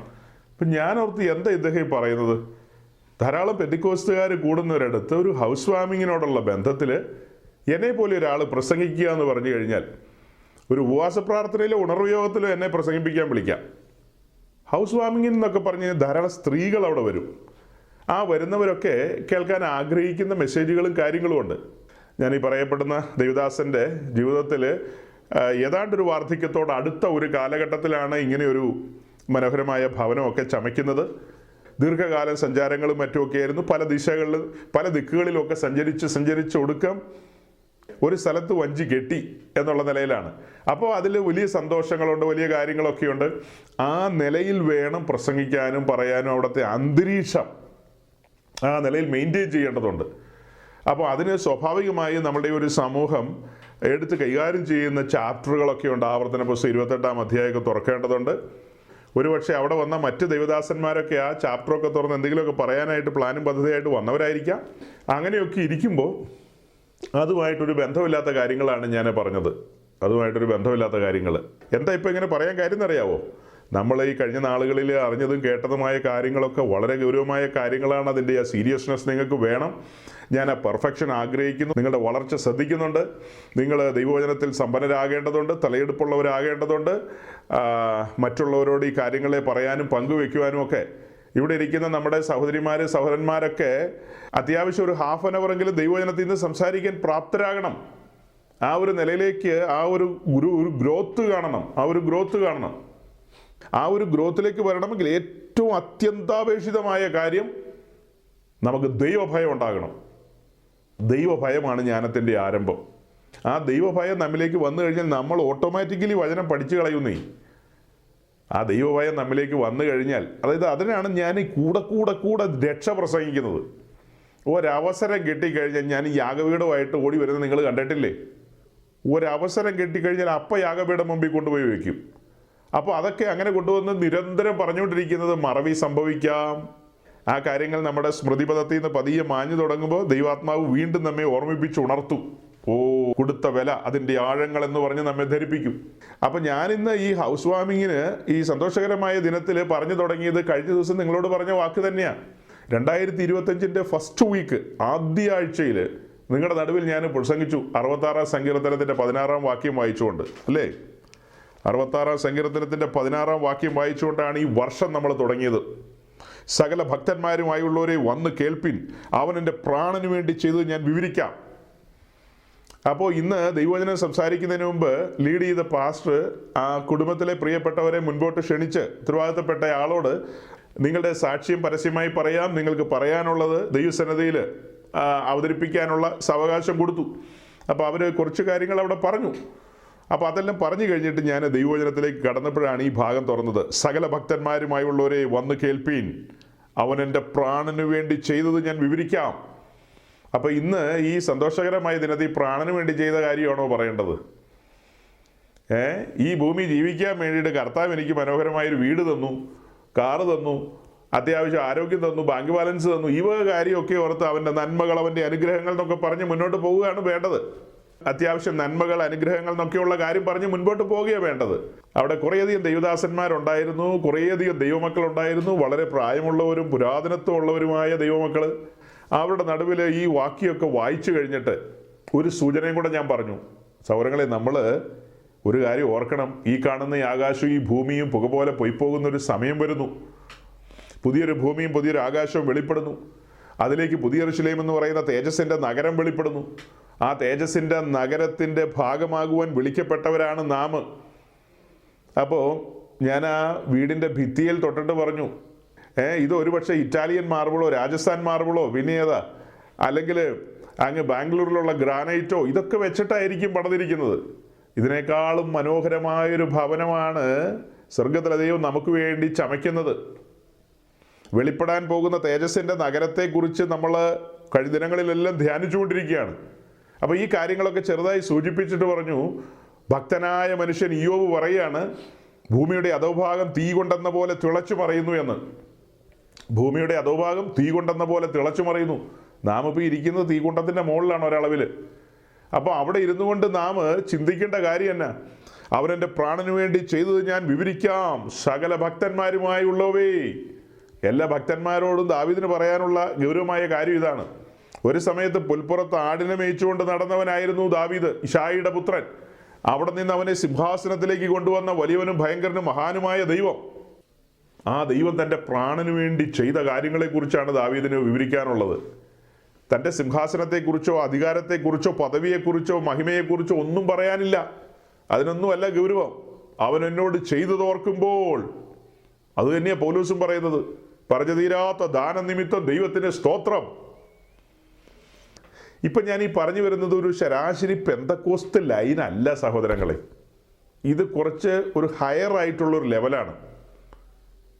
ഈ ഒരു ലെവലിലേക്ക് നിങ്ങളെ ഓരോരുത്തരെയും എങ്ങനെയെങ്കിലും ചാടിക്കണമെന്ന് എനിക്ക് ആഗ്രഹമുണ്ട്. ചാടിയത് പരമാർത്ഥമാണെങ്കിൽ നാട്ടുകാരും വീട്ടുകാരും ഒക്കെ പറയും തീവ്രവാദിയായി എന്നൊക്കെ. അങ്ങനെയൊക്കെ ആളുകൾ വിളിക്കുകയും പറയുകയൊക്കെ ചെയ്യുമ്പോൾ സങ്കടപ്പെടാതെ ആ പട്ടം, ആ കിരീടം ചൂടിക്കൊണ്ട്, ആ അപമാനത്തിൻ്റെ കിരീടമൊക്കെ ചൂടിക്കൊണ്ട് പോകാനായിട്ട് നിങ്ങൾ ധൈര്യമുള്ളവരായി മാറണം. ആ ശരാശരി പെന്തിക്കോസ് ലോകത്ത് നിങ്ങളെ എങ്ങനെ പറിച്ചെടുക്കാമെന്നുള്ളതാണ് ഈ 2025 എൻ്റെ റിസർച്ച് എന്ന് പറയുന്നത്. അപ്പോൾ 2025 പെന്തക്കോസ്റ്റ് എന്ന് പറഞ്ഞ് ഊന്നി പ്രസംഗിച്ചിട്ടുള്ള ആളല്ലേ ഞാൻ. ഞങ്ങളുടെ വിശ്വാസം ഇങ്ങനെയാണ്, ഞങ്ങളതാണ്, ഞങ്ങളിതാണെന്നൊക്കെ. പക്ഷെ ഇപ്പം ഞാൻ നിങ്ങളോട് പറയുക, ഈ 2025 മുഴുവനും എൻ്റെ എയിം എന്ന് പറയുന്നത് മലിനപ്പെട്ടു പോയൊരു സമൂഹമാണ് ഇന്ന് കാണുന്ന ഈ പെന്തിക്കോസ്റ്റ് എന്ന് പറയുന്നത്. അതങ്ങനെ പറയുമ്പോൾ തന്നെ നമുക്ക് അഹങ്കാരം വേണേ വരാം. ഞങ്ങൾ മലിനപ്പെടാത്തവരാണ്, ഞങ്ങൾ ഭയങ്കര ഭക്തന്മാരും വിശുദ്ധന്മാരുമാണ്, അവരൊക്കെ ഉന്തും തള്ളും ഉണ്ടാക്കുന്നവരാണ്, അവർ സഭാരാഷ്ട്രീയക്കാരാണ്, അവർ ജഡികന്മാരാണ്, അവർ ദിവ്യാഗ്രഹികളാണ്. ഞങ്ങൾ ആ ടൈപ്പൊന്നും അല്ല. പണ്ടൊരുത്തം പ്രാർത്ഥിച്ചില്ലേ, ഈ കാണുന്ന ചുങ്കക്കാരനെ പോലെ അല്ല ഞങ്ങളെന്നൊക്കെ പറഞ്ഞ്. ഇത് അപകടകരമായൊരു മേഖലയാണ് ഞാൻ ഈ പറയുന്നത്. ഒരേ സമയം ഈ ഒരു ബോധത്തിലേക്ക് നിങ്ങൾ വരികയും വേണം. അപ്പോൾ തന്നെ ഇത് അപകടമാണ്. ഈ ഒരു സ്റ്റെപ്പ് നമ്മൾ വെക്കുമ്പോൾ സാത്താൻ നമ്മുടെ ഇവിടെ അടിക്കും. പുറകോട്ട് വലിക്കാൻ നോക്കിയിട്ട് കിട്ടിയില്ലെങ്കിൽ ഇവിടെ എന്ത് ചെയ്യും? അടിക്കും. സാത്താൻ നിങ്ങളോട് മന്ത്രിക്കും. അമേരിക്കയിലുള്ള സകല പെന്തിക്കോസ്തുകാരും കുത്തഴിഞ്ഞ് നടക്കുക. ഒരു ലിസ മാത്രമേ ഉള്ളൂ അമേരിക്കയിൽ നിന്ന്. ആരോട് പറയും? ഈ ലിസയോട് തന്നെ വന്ന് പറയും. അതുപോലെ തന്നെ ഓരോരുത്തരോടും വന്ന് പറയും. അയർലൻഡിലെ പെന്തിക്കോസ്തുകാരെല്ലാം തലതിരിഞ്ഞ് നടക്കുക. മിസ്റ്റർ മാത്യു എബ്രഹാം മാത്രമേ ഉള്ളൂ. ഇങ്ങനെ കാണിക്കും സാത്താൻ. നീ അങ്ങനെ തന്നെ പൊക്കോളാൻ പറയും. അങ്ങനെ കുറേ പോയി കഴിയുമ്പോൾ നമുക്കൊരു ചെറിയ ഒരു ഗിരിയിരിപ്പ് വരും. അവരൊക്കെ നടക്കുന്ന കണ്ടില്ലേ, ഇവരൊക്കെ നടക്കുന്ന കണ്ടില്ലേ, ഞാനോ അങ്ങനെയല്ല. ഞാൻ ഭയങ്കര ഭക്തനാണ്, ഞാൻ ഞങ്ങളുടെ സജീവ് പാസ്റ്ററിൻ്റെ ഒക്കെ പ്രസംഗമായിട്ട് തീവ്രവാദിയായിരിക്കുകയാണ്. അത് പറഞ്ഞപ്പോഴേ ഇടയ്ക്ക് കയറി പറയാം, ഈ സെൻട്രൽ കേരളയിലുള്ള ഒരു സഹോദരൻ നമ്മളുടെ പ്രസംഗമൊക്കെ സ്ഥിരം കേൾക്കുന്നുണ്ട്. ഈ കഴിഞ്ഞ ദിവസമാണ് ഞാൻ അറിയുന്നത് വലിയൊരു ട്രാജഡി. കേട്ട് ആ സഹോദരൻ ഇപ്പോൾ പറയാന്ന്, ഭൂമിയിൽ സജീവ് പാസ്റ്റർ അല്ലാതെ ഒരു പാസ്റ്റർ ജീവിച്ചിരിപ്പില്ലെന്ന്. എൻ്റെ ദൈവമേ, ഞാൻ ഞെട്ടിപ്പോയി. ഇച്ചിരി വെള്ളം കുടിക്കട്ടെ, മതി. എന്തായിരിക്കും ആ അവസ്ഥ എന്ന് പറയുന്നത്? ബാക്കി പാസ്റ്റർമാരൊന്നും പാസ്റ്റർമാരല്ലെന്ന് ആ സഹോദരൻ കണ്ടുപിടിച്ചത്. അവൻ്റെ ചുറ്റുവട്ടത്തുള്ള പാസ്റ്റർമാരെല്ലാം ഒരു മരണ വീടാകട്ടെ, ഒരു കല്യാണ വീടാകട്ടെ, ഒരു ഹൗസ് വാമിങ് ആകട്ടെ, എവിടെ ചെന്നാലും ഇവർ പ്രാർത്ഥിക്കുമ്പോൾ ഇവർ പറയുന്നതാണ്, ആത്മീയമായും ഭൗതികമായും ഇവരെ അനുഗ്രഹിക്കണമെന്ന്. അതെന്തിനാ നീ ഭൗതികമായി അനുഗ്രഹിക്കുന്നത്? ആത്മീയമായി അനുഗ്രഹിച്ചാൽ പോരെ? അല്ല പാസ്റ്റർ, ഭൗതികമായി അനുഗ്രഹിക്കണ്ടേ? പാസ്റ്റർക്ക് സ്വത്രകാഴ്ച വേണ്ടേ? അതിന് ഭൗതികമായി അനുഗ്രഹിക്കപ്പെട്ടാലാണോ സ്വത്രകാഴ്ച തരാൻ പറ്റുള്ളൂ? നിന്റെ ഉള്ളതിൽ നിന്ന് തന്നാൽ മതി മിസ്റ്റർ. ഞാൻ ഇവിടെ ഇരിക്കുന്ന പലരോടും, എല്ലാവരോടും അല്ല, ചിലരോടൊക്കെ പലവട്ടം പറഞ്ഞിട്ടുണ്ട്, ഞാൻ വരുമ്പോൾ അവിടെ ഉള്ളതിൻ്റെ വീതം എനിക്ക് തന്നാൽ മതി എന്ന്. അപ്പോൾ ഉള്ള മീൻ മാർക്കറ്റിൽ പോയുള്ള മീൻ മുഴുവൻ മേടിച്ചുകൊണ്ട് വരും, ഉള്ള കോഴീനെ മുഴുവൻ മേടിച്ചുകൊണ്ട് വരും. ഞാൻ ആഗ്രഹിക്കുന്നത് നിങ്ങളുണ്ടാക്കുന്ന ആ ഒരു സംഭവം, നിങ്ങളുണ്ടാക്കുന്ന അതിൻ്റെ ഒരു ഭാഗം മാത്രം അല്പം ഭക്ഷിച്ചിട്ട് പോകാനാണ് ഞാൻ ആഗ്രഹിക്കുന്നത്. അപ്പോൾ ദേവദാസന്മാരെ ആദരിക്കണ്ടേ, സ്നേഹിക്കണ്ടേ എന്നൊക്കെ ചോദിച്ചാൽ അതൊക്കെ ചെയ്യാന്നേ, അതൊക്കെ കുഴപ്പമില്ല. ഞാൻ പലപ്പോഴും നിങ്ങളുമായി താതാത്മ്യം പ്രാപിച്ച് ആ ഉള്ള സ്ഥലത്ത് കിടന്ന് ഉള്ളത് ഭക്ഷിച്ച് ഉള്ളതുപോലെ പോകാൻ ആഗ്രഹിക്കുമ്പോൾ ആളുകളെല്ലാം ചിന്തിക്കുന്ന വേറെ രീതിയിലാണ്. അപ്പം നമ്മുടെ ചുറ്റും ഇങ്ങനെയൊരു കാഴ്ചപ്പാടുണ്ട്. അപ്പോൾ അത് ആ യൗവനക്കാരനായ സഹോദരനെ, യൗവനക്കാരൻ ഉദ്ദേശിച്ച് അവൻ വിവാഹിതനാണ്, 2 കുട്ടികളുണ്ട്, അവന് 3-4 പിള്ളേർ മറ്റും ഉണ്ട്, അങ്ങനെ എനിക്ക് തോന്നണേ. അത്രയും പിള്ളേരൊക്കെ ഉണ്ട് പുള്ളിക്ക്. പക്ഷെ പുള്ളിയുടെ വിശകലനത്തിലും അവലോകനത്തിലും ഒക്കെ എല്ലാ പ്രസംഗികളും ദ്രവ്യാഗ്രഹ സംബന്ധമായ കാര്യങ്ങൾ പറയുന്നതാണ് പുള്ളി കണ്ടെത്തുന്നത്. ഇപ്പം ഞാൻ മനസ്സാന്തരപ്പെടേണ്ടതുണ്ട്, വളരെ സൂക്ഷിച്ച് പ്രസംഗിക്കേണ്ടതുണ്ട്. ആളുകൾ പ്രസംഗം അങ്ങനെ തന്നെ ഏറ്റെടുത്തുകൊണ്ട് ആ നിലയിൽ മറ്റുള്ളവർ പ്രസംഗിക്കുന്നില്ല, മറ്റുള്ളവരെല്ലാം ഇത് വളച്ചും തിരിച്ചും പറയുന്നു എന്നൊക്കെയാണ് പറയുന്നത്. അതായത് ഈ ആത്മീയവും ഭൗതികം എന്നൊക്കെ ഉള്ളത് കേൾക്കുമ്പോൾ ചില മനുഷ്യർക്ക് അത് ഉൾക്കൊള്ളാൻ കഴിയുന്നില്ല. എന്തിനാണ് പാസ്റ്റർമാർ അങ്ങനെ പറയുന്നത് എന്ന് ചോദിച്ചു കഴിഞ്ഞാൽ, അപ്പോൾ സജീവ് പാസ്റ്ററും നിങ്ങളെ ദൈവം അനുഗ്രഹിക്കട്ടെ എന്ന് പറയാറില്ലെന്ന് എന്നോട് ചിലർ ചോദിച്ചിട്ടുണ്ട്. അതിനൊക്കെ ഇവിടെ വിശദമായ വിശദീകരണം ഞാൻ തന്നിട്ടുണ്ട്. ആ വിശദീകരണം ഏത് നിലയിലാണെന്ന് ചോദിച്ചു കഴിഞ്ഞാൽ, അതായത് ഞാൻ നിങ്ങളെ ഓരോരുത്തരെയും കാണുമ്പോൾ ദൈവം നിങ്ങളെ അനുഗ്രഹിക്കട്ടെ, പ്രാർത്ഥനയിലാകട്ടെ, സംസാരത്തിലാകട്ടെ, ഒടുക്കം പിരിയാൻ നേരത്താകട്ടെ, ഓക്കെ സൗര കർത്താവ് അനുഗ്രഹിക്കട്ടെ എന്നൊക്കെ ഇടയ്ക്ക് പറയാറുണ്ട്. അങ്ങനെ പറയുന്നതിൻ്റെ ഉദ്ദേശ ലക്ഷ്യം എന്താണെന്നും ഞാൻ വിശദീകരിച്ചിട്ടുണ്ട് ഇവിടെ. അതിനെക്കുറിച്ച് ഇവിടെ ഇരിക്കുന്ന സഹോദരന്മാർക്ക് ആർക്കെങ്കിലും ഒരാൾക്ക് ഒരു സെൻറ്റൻസ് പറയാവോ? ഈ ഇരിക്കുന്ന മീൻസ് ഇപ്പോൾ പ്രസംഗിച്ചുകൊണ്ടിരിക്കുന്ന ഞാൻ നിങ്ങളെ ഓരോരുത്തരെയും വെളിയിലുള്ള മനുഷ്യരെയൊക്കെ കാണുമ്പോൾ അവരുടെ ഭവനങ്ങളിൽ എത്തുമ്പോൾ ഏതെങ്കിലും ഒക്കേഷനിൽ ദൈവം നിങ്ങളെ അനുഗ്രഹിക്കട്ടെ, അല്ല ഒരു വീട്ടിൽ നിന്ന് പ്രാർത്ഥിച്ചിട്ട് ഇറങ്ങാൻ നേരത്ത് കർത്താവെ ഇവരെ അനുഗ്രഹിക്കണമേ എന്നൊക്കെ പറഞ്ഞല്ലേ ഇറങ്ങാറ്. അപ്പോൾ അതുകൊണ്ട് എന്താണ് ശുശ്രൂഷകൻ എന്നുള്ള നിലയിൽ ഞാൻ ഹൃദയത്തിൽ ആഗ്രഹിക്കുന്നതെന്ന് നിങ്ങളോട് വിശദീകരിച്ചിട്ടുണ്ട്. അതെന്താണെന്ന് ഇവിടെ ഇരിക്കുന്ന സൗരന്മാർക്ക് ആരെങ്കിലും ഒരാൾക്ക് പറയാവോ? ഞാൻ എന്തുദ്ദേശത്തിലാണ് അത് പറയുന്നതെന്ന്?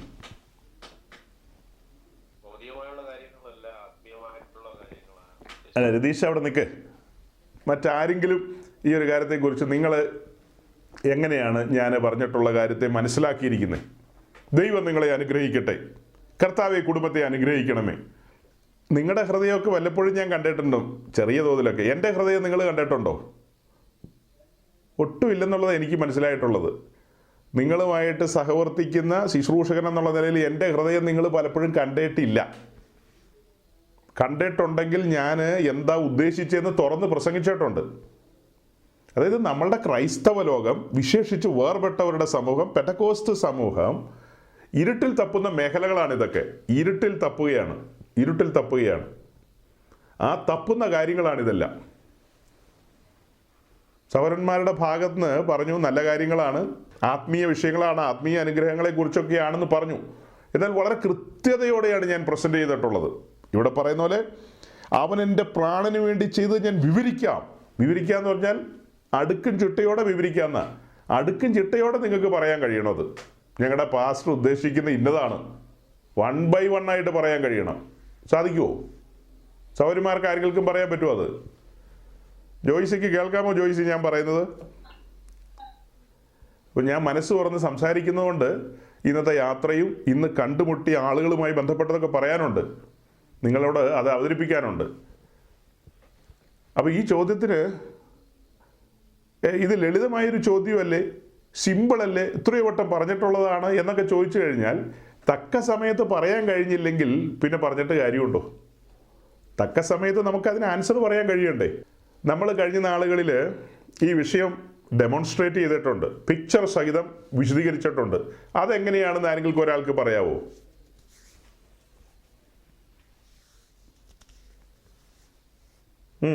കൊച്ചമ്മ പറഞ്ഞോ? മൈക്ക് ഓൺ ചെയ്ത കൊച്ചമ്മ തന്നെ പറഞ്ഞോളാൻ.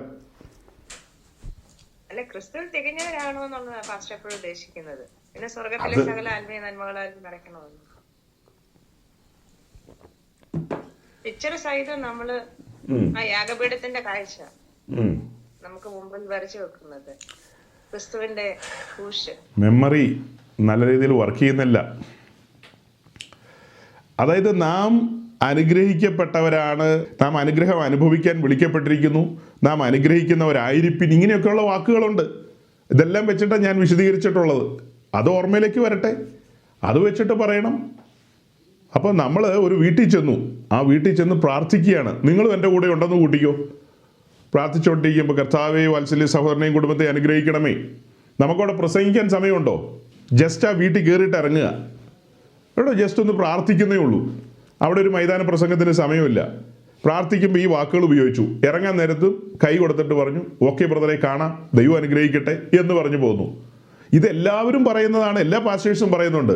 നമ്മൾ പറയുന്നതിനൊരു വ്യത്യാസമുണ്ട്, എല്ലാവരും പറയുന്ന പോലെയല്ല. ആ വ്യത്യാസമാണ് ക്ലിയർ ആയിട്ട് നിങ്ങൾ പറയേണ്ടത്. മറ്റുള്ളവർ പറയുന്ന പോലെ അല്ലെന്നേ നമ്മൾ പറയുന്നത്. മറ്റുള്ള ഏത് പാസ്റ്റേഴ്സും 99%, 100 എന്ന് പറയില്ല, 99% പാസ്റ്റേഴ്സും ദൈവം നിങ്ങളെ അനുഗ്രഹിക്കട്ടെ എന്ന് പറഞ്ഞാൽ അതിൽ ഒരു 50% ഭൗതികത്തിൻ്റെ കാര്യത്തിനാണ് ഊന്നൽ കൊടുക്കുന്നത്. എന്നാൽ ബാക്കി കുറേ പാസ്റ്റേഴ്സിൻ്റെ കാര്യം എടുത്ത് പറഞ്ഞാൽ അവർ ആത്മീയവും ഭൗതികമായും ദൈവം നിങ്ങളെ അനുഗ്രഹിക്കട്ടെ, ഉയർത്തട്ടെ എന്നാണ് ഉദ്ദേശിക്കുന്നത്. പക്ഷെ നമ്മൾ കഴിഞ്ഞ നാളുകളിൽ കണ്ടത് അങ്ങനെയല്ല. അതിൻ്റെ വിശദീകരണത്തിലേക്ക് ഞാൻ വരാം. ഇന്നത്തെ ഹൗസ് വാമിങ് കഴിഞ്ഞിട്ട് ഞങ്ങളൊരു സഹോദരനെ കാണാനായിട്ട്, അദ്ദേഹം ഒരു ദേവദാസനാണ്, യൗവനക്കാരനായ അദ്ദേഹവും ഭാര്യയും അദ്ദേഹത്തിൻ്റെ 2-3 കുഞ്ഞുങ്ങളുമായിട്ട്, അതായത് ഈ വയനാട്ടിലെ സുൽത്താൻ ബത്തേരിക്ക് അപ്പുറം ഏതാണ്ട് പുൽപ്പള്ളിക്കും സുൽത്താൻ ബത്തേരിക്കും ഇടയിലുള്ള ഒരു വനമേഖലയോട് അടുത്ത ഒരു സ്ഥലത്താണ് അദ്ദേഹം ശുശ്രൂഷിക്കുന്നത്. അദ്ദേഹത്തിൻ്റെ ഫെലോഷിപ്പിൽ വരുന്ന സഹോദരങ്ങളെല്ലാം വളരെ സാധാരണ പശ്ചാത്തലത്തിലുള്ള ആളുകൾ, പറഞ്ഞു വന്നാൽ ട്രൈബൽ മേഖലയിൽ നിന്ന് വരുന്ന സഹോദരങ്ങളാണ്. ഈ വയനാട് എന്നൊക്കെ പറഞ്ഞു കഴിഞ്ഞാൽ നിങ്ങൾക്കറിയാം, ധാരാളം ട്രൈബൽ കമ്മ്യൂണിറ്റിയിലുള്ള പ്രിയപ്പെട്ടവർ അവിടെ ഉണ്ട്. അപ്പോൾ ഞങ്ങൾ അവിടെ കടന്നു ചെന്ന് അദ്ദേഹത്തെ ഒന്ന് കണ്ടിട്ട് ഒരു വാക്ക് ഞാൻ പറഞ്ഞിരുന്നു, ചായ കാപ്പിയൊന്നും കുടിക്കാൻ നിൽക്കില്ല, ചിലപ്പോൾ വണ്ടിയിൽ ഇരുന്നുകൊണ്ട് തന്നെ ഒന്ന് കൈ തന്നിട്ട് ചിലപ്പോൾ പിരിയും എന്നൊക്കെ പറഞ്ഞ് ഞങ്ങൾ അവിടെ ചെന്നെങ്കിലും, അപ്പോൾ അദ്ദേഹം അവിടെ ഒരു മീറ്റിംഗ് അറേഞ്ച് ചെയ്തിട്ടുണ്ടായിരുന്നു. അവിടെയുള്ള വിശ്വാസികളെല്ലാവരും അത്യാവശ്യമൊക്കെ അവിടെ ഉണ്ട്, സാധാരണക്കാരായ മനുഷ്യർ. അപ്പോൾ അവിടെ മറ്റൊരു ദൈവദാസൻ കടന്നു വന്നിട്ടുണ്ടായിരുന്നു. അദ്ദേഹം ഒരു സുവിശേഷകനാണ്, ഈ ഗ്രാമങ്ങളിലൊക്കെ കടന്നുപോയി സുവിശേഷം അറിയിക്കുന്ന ഒരു സാധു മനുഷ്യൻ. അദ്ദേഹം ഒരു അല്പസമയം അവിടെ സംസാരിച്ചുകൊണ്ടിരിക്കുകയായിരുന്നു. ഞങ്ങൾ ചെല്ലുമെന്ന് ചിന്തിച്ചതിനേക്കാളും ഒരല്പം താമസിച്ചു പോയി. അത് കഴിഞ്ഞ് അവിടെ ചെന്നു. ഇങ്ങനെ മീറ്റിങ്ങിൻ്റെ കാര്യമൊന്നും എനിക്കറിയില്ല കേട്ടോ, അവർ അറേഞ്ച് ചെയ്ത് വെച്ചിരിക്കുന്ന കാര്യത്തെക്കുറിച്ച് എനിക്കൊരു ചിന്ത പോലുമില്ല. നമ്മൾ ജസ്റ്റ് കണ്ടിട്ട് പോരുന്നു. എന്നോട് അവിടെ സംസാരിക്കണമെന്ന് ദൈവദാസൻ നിർബന്ധിച്ചു. അവർ ഇത്രയും നേരം കാത്തിരിക്കുകയല്ലേ, അവരോടും കൂടെ സംസാരിച്ചിട്ട് പോകുന്നുള്ള നിലയിൽ. അപ്പോൾ എന്നോട് പ്രിയ സഹോദരൻ ചോദിക്കുകയായിരുന്നു, അപ്പോൾ ഒരു പാസ്റ്റർ ഏത് സമയത്തും അലർട്ടായിട്ടിരിക്കണമല്ലേ എന്ന്. പിന്നെ അങ്ങനെയാ, ഓർക്കാപ്പുറത്ത് അവിടെ കണ്ട് ഷെയ്ക്കാൻ്റെ കൊടുത്ത് ടാറ്റ പറഞ്ഞ് പോകാൻ വേണ്ടി പോയ ആൾക്കാരാണ് നമ്മളങ്ങനെ ഒരു മെസ്സേജോ ഒരു കാര്യമോ പറയാനൊന്നും പോയതല്ലല്ലോ. അദ്ദേഹത്തെ ഭാര്യ ഒന്ന് കണ്ട് ഞങ്ങൾക്ക് ഒരു കാര്യം അങ്ങോട്ടും ഇങ്ങോട്ടും ഒക്കെ കൈമാറ്റം ചെയ്യേണ്ട കാര്യങ്ങളുണ്ട്. അപ്പോൾ അതൊക്കെ കൈകാര്യം ചെയ്തിട്ട് സഡനായിട്ട് പോരണം. കാരണം നമുക്കിവിടെ വൈകിട്ട് മീറ്റിംഗ് ഉണ്ട്, ഇന്ത്യൻ സമയം 7-7:30 നിങ്ങളുമായിട്ട് മുഖാമുഖം വരേണ്ടതുണ്ട്. നിങ്ങളുമായി മുഖാമുഖം വന്ന് നിങ്ങളോട് സംസാരിക്കുന്നതിൻ്റെ വെമ്പലാണ് എൻ്റെ ഉള്ളിൽ. അല്ലാതെ അവിടെയുള്ള ട്രൈബൽസിനോട് അവരെ കണ്ട് അവരോടൊക്കെ പ്രസംഗിച്ചിട്ട് പോരുക എന്നുള്ളതിന് അങ്ങനെ ഒരു സാവകാശമില്ല, അങ്ങനെ ഒരു ചിന്ത പോലുമില്ല. പക്ഷെ അവരത്രയും പേരവിടെ വന്നിരിക്കുകയാണ്. അപ്പോൾ അവരോട് അങ്ങനെ സംസാരിക്കാനും ഇങ്ങനെയുള്ള കാര്യത്തെക്കുറിച്ചൊരു ചിന്തയിലല്ല സഹോദരങ്ങളെ കടന്നുപോയത്. എന്നാൽ അവിടെ എഴുന്നേറ്റ് നിന്ന സമയത്ത് ഞാൻ ചിന്തിച്ചേ, ഞാൻ 1% ഒന്നും ചിന്തിച്ചിട്ടും ധ്യാനിച്ചിട്ടും അല്ലല്ലോ അവിടെ കയറി ചെന്നിരിക്കുന്നത്. പക്ഷെ എഴുന്നേറ്റ് നിന്ന് അല്പമായിട്ട് അവരോട് സംസാരിച്ച് അവരോട് ഇടപെട്ട് വന്നപ്പോൾ ദൈവത്തിൻ്റെ ആത്മാവ് വചനത്തിൻ്റെ വാതിലുകൾ തുറന്നു തരികയായിരുന്നു. അത്ഭുതകരമായി ആധികാരികമായി ദൈവവചനം തുറന്നു കൊണ്ടുവരികയാണ്. അതായത് ഒരു LP സ്കൂൾ അധ്യാപകൻ ചെറുപ്രായത്തിലുള്ള കുട്ടികളെ ടീച്ച് ചെയ്യുന്ന രീതിയിൽ ആ സാധുക്കളായ മനുഷ്യരോട് സംസാരിക്കാനോ അവരെ ടീച്ച് ചെയ്യുവാനോ ആയിട്ട് വിശേഷപ്പെട്ട ഒരു അഭിഷേകം തന്നു. അതായത് നിങ്ങളോട് പ്രസംഗിക്കുന്ന പോലെ അവരോട് പ്രസംഗിക്കാൻ പറ്റില്ല. വമ്പൻ കാര്യങ്ങളൊന്നും അവിടെ പോയി പറഞ്ഞിട്ട് കാര്യമില്ല. അവർക്ക് മനസ്സിലാകുന്ന രീതിയിൽ ലളിതമായിട്ട് കാര്യങ്ങളെ പറയണം. ദൈവം മനുഷ്യനെ സൃഷ്ടിച്ചതും മനുഷ്യൻ്റെ വീഴ്ചയും അതൊക്കെ സിമ്പിളായിട്ടാണ് പറഞ്ഞു കൊണ്ടുവന്നേ. അങ്ങനെ പറഞ്ഞ് കൊണ്ടുവന്ന സൃഷ്ടാവായവൻ തൻ്റെ സൃഷ്ടിയുടെ ഉദരത്തിലേക്ക് വന്നതും മഹത്വത്തിൻ്റെ പ്രത്യാശയായ ക്രിസ്തു ഇന്ന് നമ്മിൽ വാസം ചെയ്യുന്നതും. അവർക്ക് ഈ സായിപ്പ്മാരെ കുറിച്ചൊക്കെ അറിയാൻ കേട്ടോ. സായിപ്പ് എന്നൊക്കെ കണ്ടിട്ടും കേട്ടിട്ടുണ്ട്, വല്ല വീഡിയോയിലോ ഫോട്ടോയിലൊക്കെ ആയിരിക്കും. അപ്പം ഞാൻ സായിപ്പിനെ കുറിച്ചൊക്കെ 1-2 കാര്യം പറഞ്ഞപ്പോൾ അവരൊക്കെ ചിരിച്ചു തലയാട്ടി. യെസ്, നിശ്ചയമായും അവർക്കറിയാം. സായിപ്പ് വെളുത്ത് തുടുത്തിരിക്കുന്നതല്ലേ. അപ്പം ഞാൻ അവരോട് പറഞ്ഞു, ഞാനും നിങ്ങളും കറുത്തിരിക്കുന്ന മനുഷ്യരാണ്. നമ്മൾ സാധാരണക്കാരാണ്, കരുവാളിച്ചു പോയ മനുഷ്യരാണ്, വെയിലേറേറ്റ മനുഷ്യരാണ് അല്ലേ. നമ്മൾ സൂര്യതാപമേറ്റ മനുഷ്യരാണ്, നമ്മൾ ഇന്ത്യക്കാരാണ്, സാധാരണക്കാരാണ്. അപ്പോൾ ഈ വലിയ കോടീശ്വരന്മാരായ സുന്ദരക്കുട്ടപ്പന്മാരായ ഈ മദാമ്മമാരുടെയും സായിപ്പന്മാരുടെയും ഉള്ളിലേക്ക് സൃഷ്ടാവായ ദൈവം വന്നെങ്കിൽ അതുപോലെ തന്നെയാണ് ഇങ്ങോട്ടും വന്നിരിക്കുന്നത്. എന്നാ വ്യത്യാസം? ഒരു വ്യത്യാസവുമില്ല. അവിടെ വലിയ ദൈവം, ഇവിടെ ചെറിയ ദൈവമാണോ വന്നത്? അപ്പോൾ ആ മെസ്സേജ് എങ്ങനെ കൺക്ലൂഡ് ചെയ്തതെന്നറിയാവോ? ഏതാണ്ട് 1 മണിക്കൂറിൽ താഴെയുള്ള സമയം ഞങ്ങൾ പ്രസംഗിച്ചു. ആ പ്രസംഗിച്ച പ്രസംഗത്തിൻ്റെ കൺക്ലൂഷൻ ഇങ്ങനെയായിരുന്നു. അതായത് സ്വർഗത്തിലെ ദൈവം നിങ്ങളെ അനുഗ്രഹിക്കട്ടെ എന്ന് ധാരാളം പേര് പറയും. അതായത് ഉപദേശിമാരെന്ന് പറയുന്നവർ ബഹുഭൂരിപക്ഷം പേരും പറയുന്നത് ദൈവം നിങ്ങളെ അനുഗ്രഹിക്കും, മാനിക്കും എന്നാണ്. ഞാനോ നിങ്ങളോട് പറയുന്നു അതൊരു വഞ്ചനയാണ്, അതൊരു വ്യാജമാണ്. ഞാൻ എങ്ങനെയാണ് നിങ്ങളോട് പറയുന്നത്? നിങ്ങൾ ദൈവത്താൽ അനുഗ്രഹിക്കപ്പെട്ടവരാണ്. നിങ്ങൾ ദൈവത്താൽ അനുഗ്രഹിക്കപ്പെട്ടവരാണ്. എവിടെ ഈ പറയുന്നത്? ഇവിടെയുള്ളൊരു റിസർവ് ഫോറസ്റ്റിന് അടുത്താണ് ഈ ചർച്ചും ഈ ആളുകളൊക്കെ താമസിക്കുന്നത്. അതിൻ്റെ ഓപ്പോസിറ്റ് സൈഡിൽ ഒരു പാടശേഖരം പോലെയാണ്, ഒരു തുറസായ സ്ഥലം. അതിൻ്റെ ആ മറുകരയിൽ ഇന്നലെ ആന വന്നു പോയേ ഉള്ളൂ. ഇന്ന് ഏതായാലും ആന വന്നില്ല ഞങ്ങൾ ചെന്ന സമയത്ത്. ഞങ്ങൾ ചെന്നുകൊണ്ടാണോ വരാത്തതെന്ന് അറിയില്ല. അപ്പോൾ അങ്ങനെ ഈ മെസ്സേജ് കൺക്ലൂഡ് ചെയ്ത സമയത്ത് അവരോട് പറയായിരുന്നു, ഇവിടെ ഈ പശ്ചാത്തലത്തിൽ വളരെ പരിമിതമായ സാഹചര്യത്തിൽ സാധുക്കളായ നിങ്ങൾ ഉടുതുണിക്ക് മറുതുണിയുണ്ടോ ഇല്ലയോ എനിക്കറിയില്ല. അതൊന്നും നിങ്ങൾക്ക് കിടപ്പാടുണ്ടോ ഇല്ലയോ, നിങ്ങൾ ഭൂമിയിലാണോ കിടക്കുന്നതല്ലോ ഏറുമാടത്തിലാണോ കിടക്കുന്നത്, ഇതൊന്നും നമുക്കറിയില്ല. നിങ്ങൾ ക്രിസ്തുവിനെ കൈക്കൊണ്ടിട്ടുണ്ടോ? നിശ്ചയമായി നിങ്ങൾ അനുഗ്രഹിക്കപ്പെട്ടവരാണ്.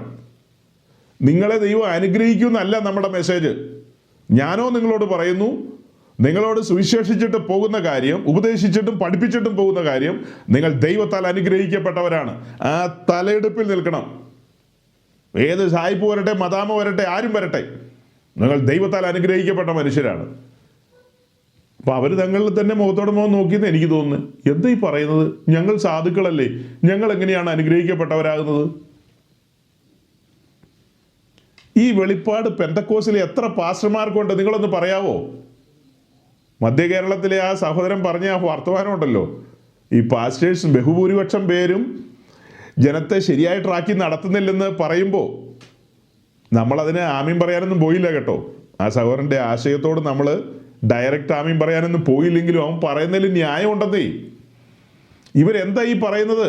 ദൈവം തന്നെ അനുഗ്രഹിക്കും എന്ന് പറയുന്നത് ഏത് കോണ്ടസ്റ്റിലാണ്, ഏത് ഗ്രൗണ്ടിലാണ് പറയുന്നത്?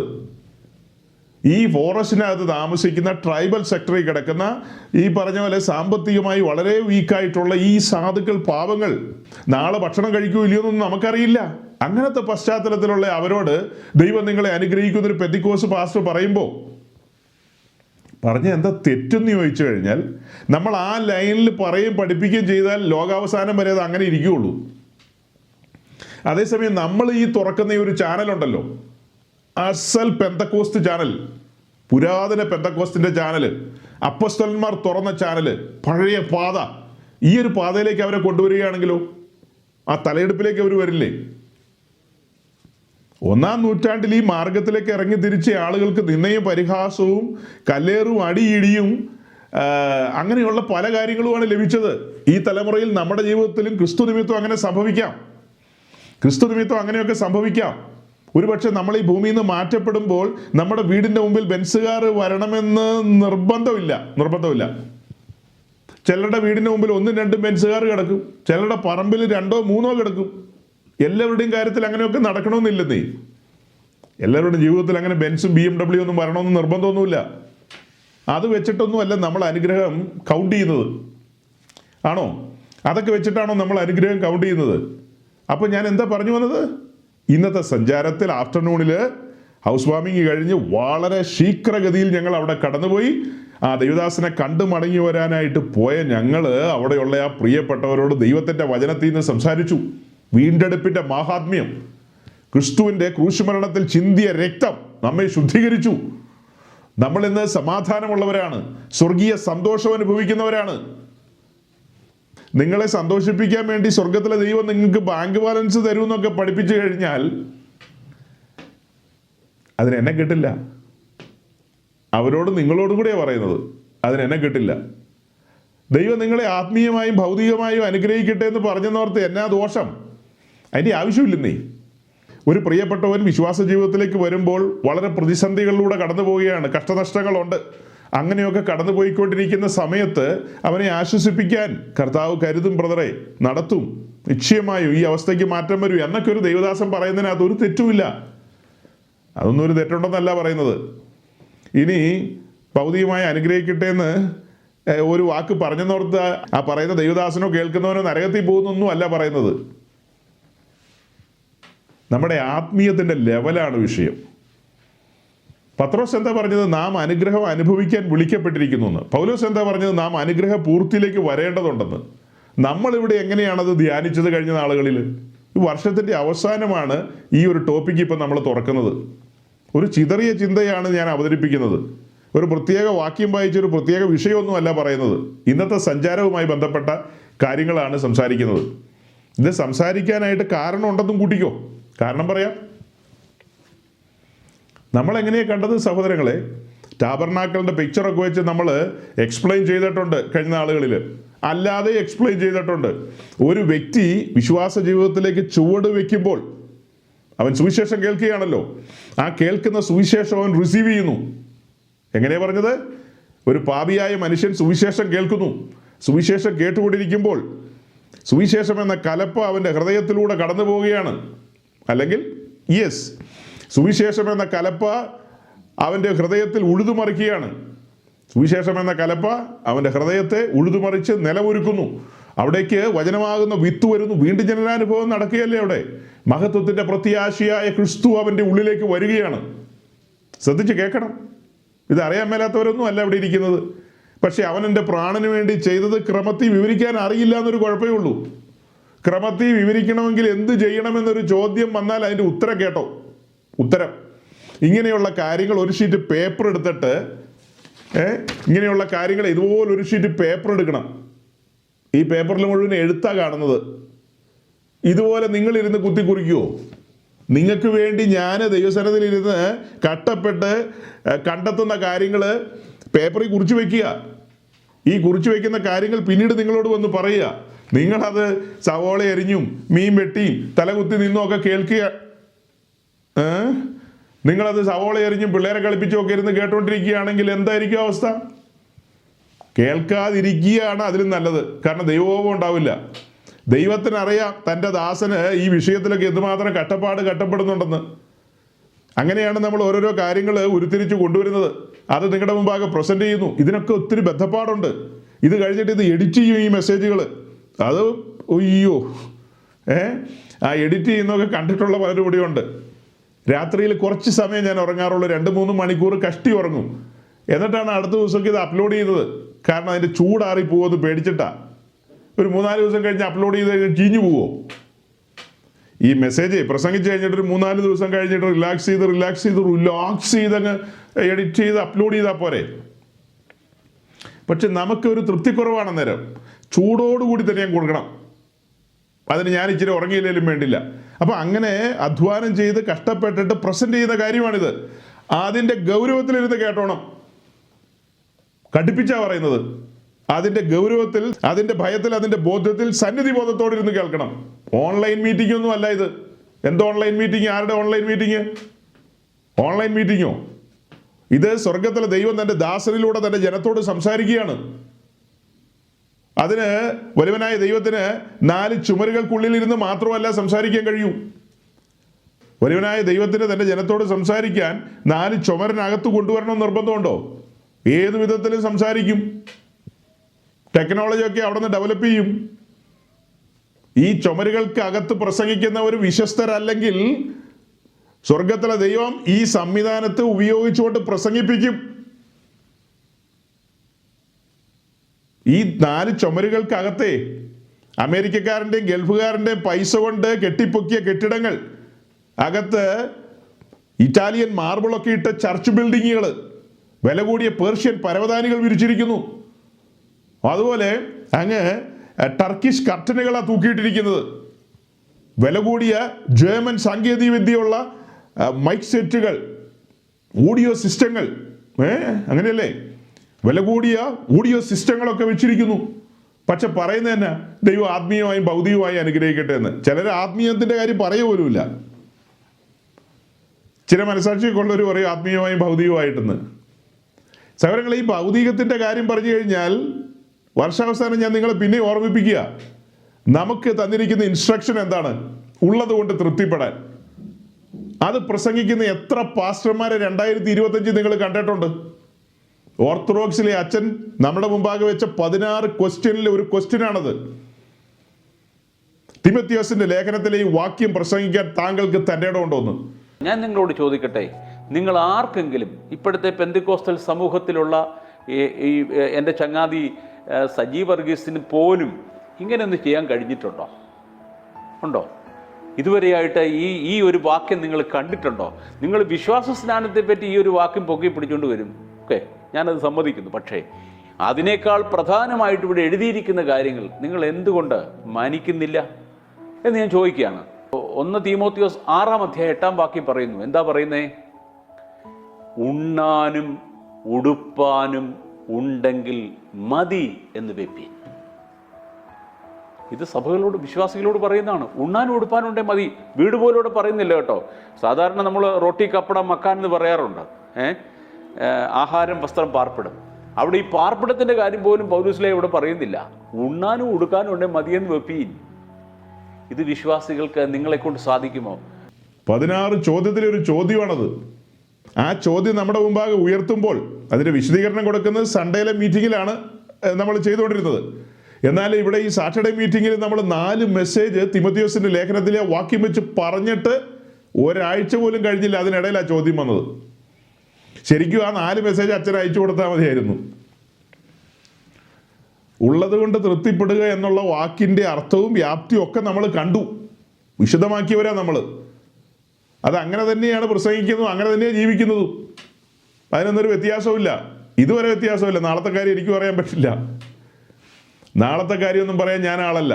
ഇന്ന് ഇതുവരെ തിമോത്തിയോസിന്റെ ലേഖനത്തിലെ ആ വാക്യത്തെ നെഞ്ചോട് ചേർത്ത് തന്നെയാണ് ജീവിക്കുന്നത്. നെഞ്ചോട് ചേർത്ത് തന്നെയാണ് ജീവിക്കുന്നത്. ഓക്കെ, പറഞ്ഞു വന്നെന്താ? ഉള്ളത് കൊണ്ട് തൃപ്തിപ്പെടാനാണ് നമ്മോട് പറഞ്ഞിരിക്കുന്നത്. മുമ്പേ അവൻ്റെ രാജ്യവും നീതി അന്വേഷിക്കാനാണ് പറഞ്ഞിരിക്കുന്നത്. പിന്നെയോ നീ എന്തിനാ നാളെയെ കൊണ്ട് വിചാരപ്പെടുന്നതെന്ന്? നാളെയെ കൊണ്ട് വിചാരപ്പെടേണ്ടെന്ന് പറയുന്നു. ഉള്ളത് കൊണ്ട് തൃപ്തിപ്പെടാൻ പറയുന്നു. നാം ഇഹലോകത്തിലേക്ക് ഒന്നും കൊണ്ടുവന്നിട്ടില്ലെന്ന് പറയുന്നു. അങ്ങനെ എന്തെല്ലാമാ പറയുന്നത്? മുമ്പേ അവൻ്റെ രാജ്യവും നീതി അന്വേഷിക്കുക എന്ന് പറഞ്ഞാൽ അർത്ഥം എന്താ? അതിൽ ചിന്തിച്ചിട്ടുണ്ടോ? രക്ഷിക്കപ്പെടുമ്പോഴല്ലേ ദൈവരാജ്യത്തിൽ വരുന്നത്. സ്നാനത്തോടു കൂടി നമ്മൾ ആ രാജ്യത്തിൻ്റെ ഭാഗമായി തീർന്നു. മുമ്പേ അവൻ്റെ രാജ്യവും നീതി അന്വേഷിക്കണം. ആ രാജ്യത്തിലേക്ക് പ്രവേശിച്ച നാം അതിൽ ജീവിക്കുന്ന കാര്യത്തെക്കുറിച്ച് ബോധ്യം വേണം. ആ രാജ്യത്തിലേക്ക് വന്നു കഴിഞ്ഞാൽ നമ്മെക്കുറിച്ചുള്ള ദൈവത്തിൻ്റെ പ്ലാനും പദ്ധതി എന്താ? ആ രാജ്യം നമ്മൾ കോൺക്വർ ചെയ്യണം, അവകാശമാക്കണം. ഗലാത്യ ലേഖനം എന്താ പറയുന്നത്? ജഡികന്മാർക്ക് ഒരിക്കലും ദൈവരാജ്യം അവകാശമാക്കുവാൻ കഴിയില്ലെന്ന്. മറ്റൊരു കൂട്ടരെ കുറിച്ച് കൊരിന്ത്യർ ലേഖനത്തിൽ പൗലോസ് പറയുന്നുണ്ട്. അതാരാ? ശിശുക്കൾ. കൊരിന്ത്യർ ലേഖനത്തിൽ മാത്രമാണോ? പിന്നെ എവിടെയാ? ഗലാത്യ ലേഖനത്തിലും 2 ലേഖനത്തിലും കൂടി പറയുകയാണ്, ശിശുക്കൾ ഒരു കാരണവശാലും. ആരെ ശിശുക്കൾ? നിങ്ങളുടെ ഒക്കത്തിരിക്കുന്ന കൊച്ചാണോ ശിശു? ആത്മീയത്തിൽ ഇപ്പോഴും പാല് കുടിച്ചുകൊണ്ടിരിക്കുന്നവരെല്ലാം ശിശുക്കളാണ്. അവർക്ക് ഒരിക്കലും ദൈവരാജ്യം അവകാശമാക്കാൻ കഴിയില്ല. അപ്പോൾ ദൈവം നിങ്ങളെ അനുഗ്രഹിക്കട്ടെ എന്ന് പറയുമ്പോൾ അർത്ഥമാക്കുന്ന എന്താ? നമ്മൾ ഈ ഇരിക്കുന്ന കൂട്ടം നമ്മൾ എന്താ ഉദ്ദേശിക്കുന്നത്? നമ്മൾ എന്താ അർത്ഥമാക്കുന്നതെന്ന് ചോദിച്ചാൽ, ഇന്ന് ഞാൻ കടന്നുപോയ വയനാട്ടിലെ ട്രൈബൽ മേഖലയിലുള്ള സഹോദരങ്ങളോട് പ്രസംഗിച്ച് അവസാനിപ്പിച്ചപ്പോൾ പറഞ്ഞ കാര്യം, ദൈവം നിങ്ങളെ അനുഗ്രഹിക്കട്ടെ എന്ന് പറഞ്ഞാൽ എന്താ? അവർ രക്ഷിക്കപ്പെട്ടപ്പോൾ അനുഗ്രഹം അവരുടെ ഉള്ളിലേക്ക് വന്നു. അനുഗ്രഹത്തിൻ്റെ അച്ചാരം അഥവാ അഡ്വാൻസ്. ഇനി നാളെ ചോദിക്കുമ്പോൾ ചിരിച്ച് കാണിക്കരുത്, കൃത്യമായി നോട്ട് ചെയ്തോണം. ഞാനിപ്പോൾ ഈ പൊക്കി കാണിച്ച പേപ്പറും ഇതിനകത്തെ മഷിയും സ്വർഗദൂതന്മാർ ഇതിൻ്റെ സ്ക്രീൻഷോട്ട് എടുത്തുകൊണ്ടിരിക്കുക. അന്ന് ചെല്ലുമ്പോൾ കാണിക്കും. നിങ്ങൾ ഈ പ്രസംഗമൊക്കെ കേട്ടുകൊണ്ടിരിക്കുമ്പോൾ ഇതിനകത്തൊക്കെ ഇടയ്ക്കിടയ്ക്ക് പ്രധാനപ്പെട്ട പോയിന്റ്സ് വരും. മറന്നുപോകും സഹോദരങ്ങളെ, അത് നമ്മൾ മനുഷ്യരാ, മറന്നുപോകും. അത് നോട്ട് ചെയ്യണം. അല്ലെങ്കിൽ പിന്നീട് ഈ പ്രസംഗമൊക്കെ ശ്രദ്ധിക്കുകയോ കേൾക്കുകയോ ഒക്കെ ചെയ്യുവാണെങ്കിൽ അതിനകത്ത് റഫ് നോട്ടുകൾ ഉണ്ടാക്കണം. എന്നിട്ട് നിങ്ങൾ തന്നെ ക്രമത്തിൽ ഓരോരോ കാര്യങ്ങൾ കൈകാര്യം ചെയ്യണം. നിങ്ങളുടേതായ നിലയിൽ, ഞാൻ പറഞ്ഞതുപോലെയല്ല, നിങ്ങളുടേതായ നിലയിൽ നിങ്ങളത് പ്രസൻറ്റ് ചെയ്യുമ്പോൾ എങ്ങനെ പ്രസൻറ്റ് ചെയ്യും എന്നുള്ള നിലയിൽ നിങ്ങൾ ചെറിയ നോട്ടുകൾ ഉണ്ടാക്കണം. പാസ്റ്റർ, ഞങ്ങൾക്ക് എഴുത്തും വായനയും അത്ര അറിയില്ലെന്ന് പറഞ്ഞു കഴിഞ്ഞാൽ അതിനിപ്പോൾ എനിക്കൊന്നും പറയാനില്ല. എഴുത്തും വായനയൊക്കെ അറിയാവുന്നവരങ്ങനെ ചെയ്യേ. അത്യാവശ്യം എഴുത്തും വായനയും അറിയാത്തവരോടുള്ള ബന്ധത്തിൽ നിങ്ങൾ സങ്കടപ്പെടണ്ട. ദൈവത്തിൻ്റെ വലിയ കൃപ നിങ്ങളുടെ മേലുണ്ട്. നിങ്ങൾക്ക് അത് ആഴത്തിൽ ഗ്രഹിക്കാനുള്ള കൃപ അവിടെ നിന്ന് തരും. ഭാരപ്പെടണ്ട. അല്ലാത്ത കേമന്മാരോടൊക്കെയാണ് ഞാനീ പറയുന്നത്. പേനയും പേപ്പറൊക്കെ വീട്ടിലുള്ളവരോട്, നിങ്ങൾ എഴുതി പഠിക്കണം, നിങ്ങൾ നോട്ട്സ് പ്രിപ്പയർ ചെയ്യണം. എങ്കിൽ മാത്രമേ നിങ്ങൾ ആത്മീയത്തിൽ വളരുകയുള്ളൂ. നിങ്ങൾക്ക് ചലഞ്ചിനായിട്ട് ഞാനൊരു വാക്യം വായിച്ച് കേൾപ്പിക്കാം. എബ്രായ ലേഖനം 5-ാം അധ്യായം അതിൻ്റെ 12-ാമത്തെ വാക്യം വായിച്ചേ. ദൈവത്തിന്റെ അരുളപ്പാടുകളുടെ ആദ്യ പാഠങ്ങളെ തന്നെ വീണ്ടും ഉപദേശിച്ചു തരുവാൻ ആവശ്യമായിരിക്കുന്നു. കട്ടിയായുള്ള ആഹാരമല്ല, പാൽ അത്രേ നിങ്ങൾക്ക് ആവശ്യമെന്ന് വന്നിരിക്കുന്നു.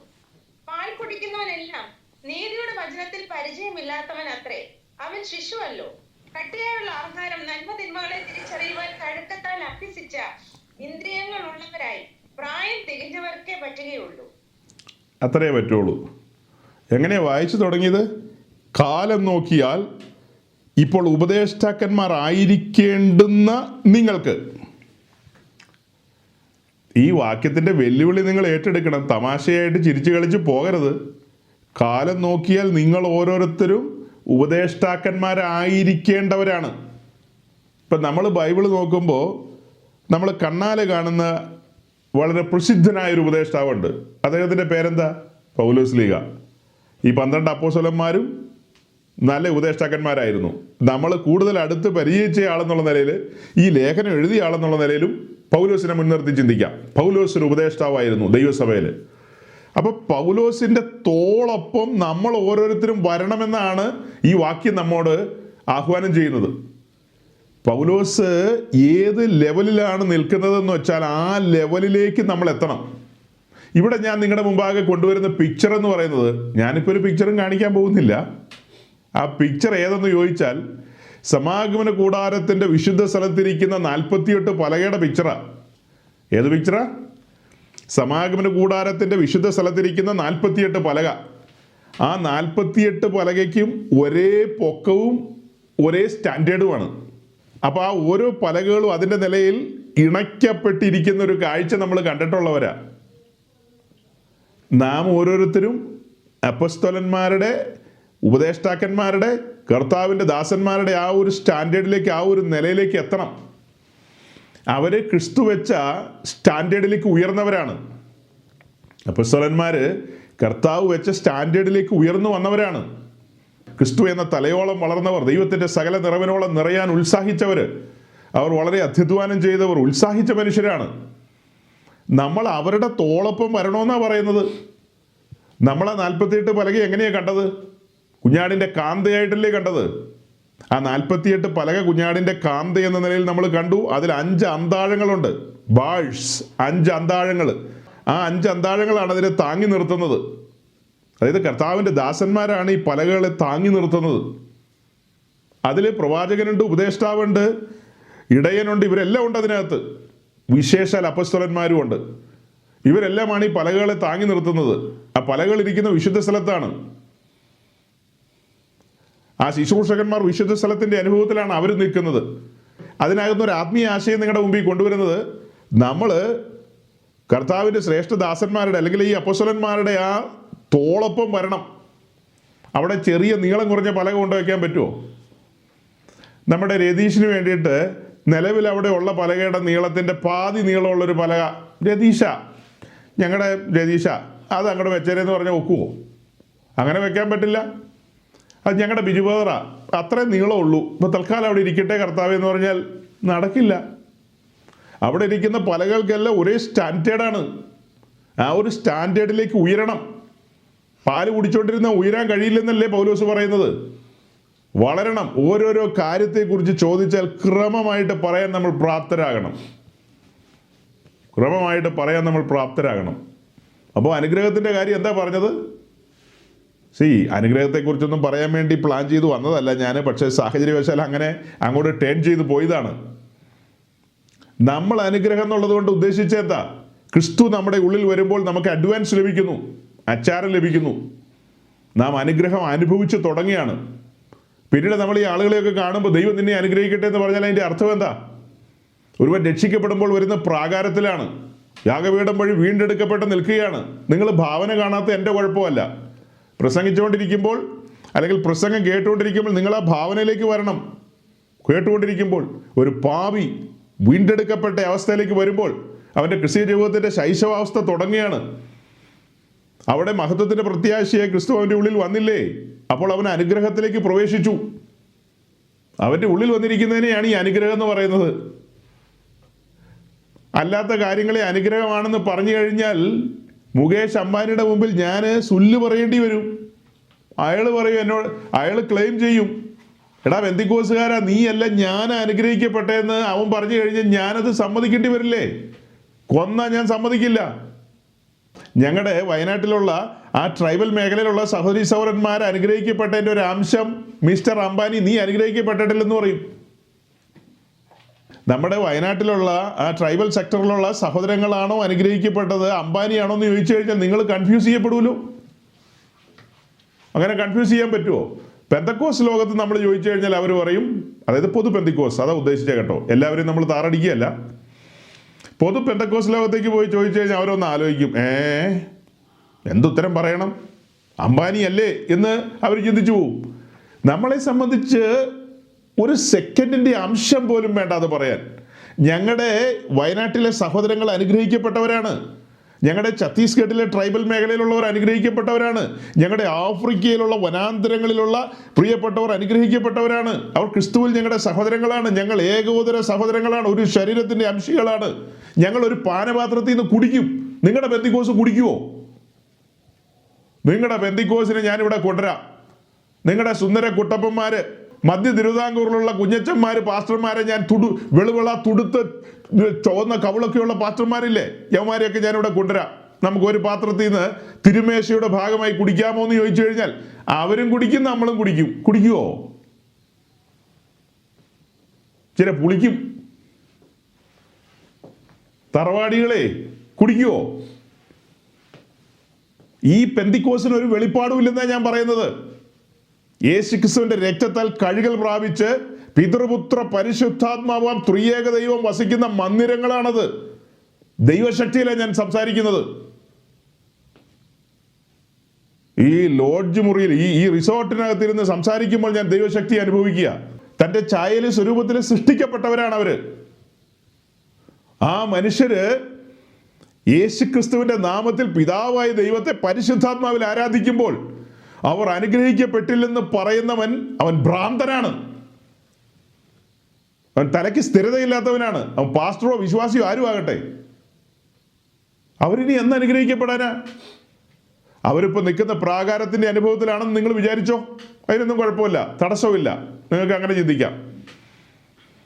അവിടെ നിൽക്കുന്ന അവരോട് സജി പാസ്റ്റർ പറയാണ്, സഹോദരങ്ങളെ, ദൈവത്താൽ അനുഗ്രഹിക്കപ്പെട്ടവരെ ദൈവം നിങ്ങളെ അനുഗ്രഹിക്കും എന്ന് പറഞ്ഞാൽ അർത്ഥം എന്താ? ഈ പ്രാകാരാനുഭവത്തിലേക്ക് വന്നേ അവര് ലിഫ്റ്റ് ചെയ്യപ്പെടണം. അതിവിശുദ്ധ സ്ഥലത്തിൻ്റെ അനുഭവത്തിലേക്ക് ലിഫ്റ്റ് ചെയ്യപ്പെടേണ്ടതുണ്ടോ ഇല്ലയോ? അവർ ജസ്റ്റ് രക്ഷിക്കപ്പെട്ടു, സ്നാനപ്പെട്ടു. അവർ ആ അതിവിശുദ്ധ സ്ഥലത്തിൻ്റെ അനുഭവത്തിലേക്ക് വരണമെങ്കിൽ ആത്മാവിൽ നിറയപ്പെടണം. അവരുടെ തലയിൽ അഭിഷേക തൈലം വീഴണം.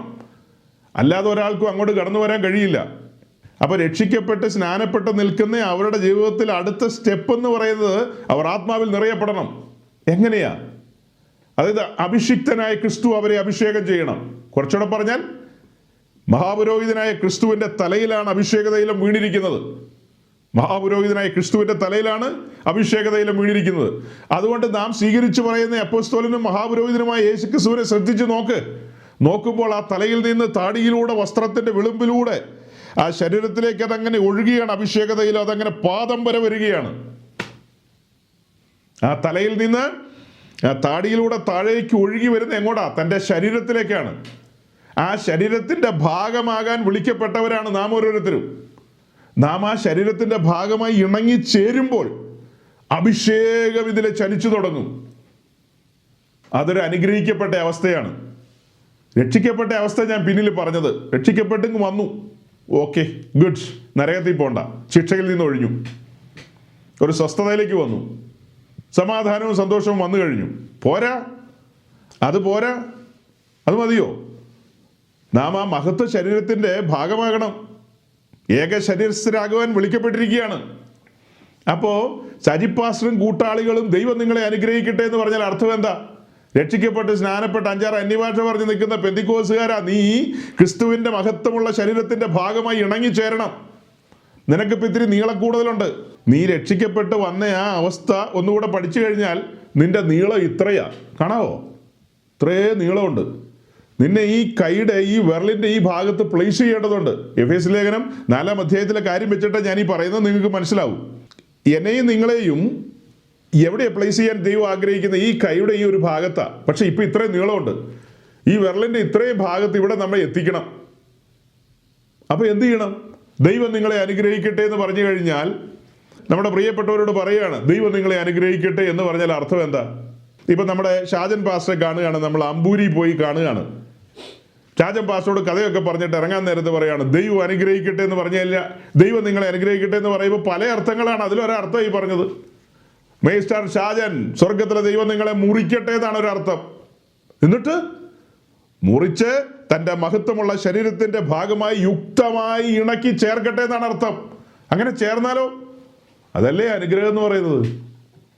അതേസമയം നമ്മൾ പ്രാർത്ഥിക്കുക, കർത്താവ് ഇങ്ങേർക്ക് ഒരു കണ്ടെയ്നർ 100-ന്റെ നോട്ട് അയച്ചു കൊടുക്കണമെന്ന് പറഞ്ഞാൽ ഈ മഹത്വ ശരീരത്തിൻ്റെ ഭാഗമാകുന്നുണ്ടോ ഇദ്ദേഹം?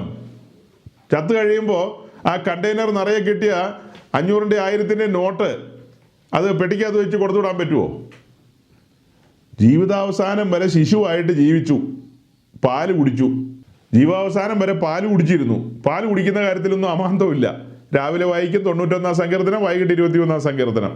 അങ്ങനെ വായിച്ചും ഒക്കെ ആയിട്ട് നമ്മളങ്ങനെ കാലം പോക്കി 80-90 നോക്കി നിന്നപ്പോൾ സമയമാനന്ദത്തിൻ്റെ പാട്ടും വെച്ച് ആംബുലൻസ് ഇങ്ങനെ മന്ദം ഇങ്ങനെ പോയിക്കൊണ്ടിരിക്കും. ഈ പെട്ടിക്കകത്ത് കിടക്കുന്നത് ആരാ? ഒരു ശിശു. ഈ ശിശുവിനെ കണ്ടിട്ടാണ് എൻറ്റയർ പെന്തിക്കോസ്റ്റ് വേൾഡ് കഴിഞ്ഞ നാളുകളിൽ പറഞ്ഞത് ദൈവത്താൽ അനുഗ്രഹിക്കപ്പെട്ട. ഏത് വിധത്തിൽ? സൗൾ ബ്രദറെ കേൾക്കാമോ? സൗൾ ബ്രദറെ,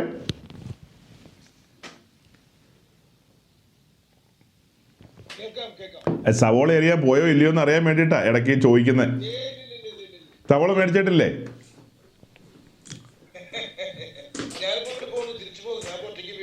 അതിനൊന്നും കുഴപ്പമില്ല, തിരിച്ചു വന്നില്ലെങ്കിലും കുഴപ്പമില്ല, വഴിയിൽ നിന്നാ കേൾക്കുന്നെങ്കിലും കുഴപ്പമില്ല. പറയുന്ന കാര്യം ഗൗരവമാണ്. ഈ പെട്ടിക്കകത്ത് കിടക്കുന്ന കൊച്ച്, 90 വയസ്സായ കൊച്ചെന്നല്ലേ നമ്മൾ വിളിക്കുന്നത്, ശിശു. ഞാൻ പറഞ്ഞതല്ല, ഇപ്പം എബ്രായ ലേഖനം 5-ാം അധ്യായം തുറന്നു വെച്ച് വായിച്ചതാ.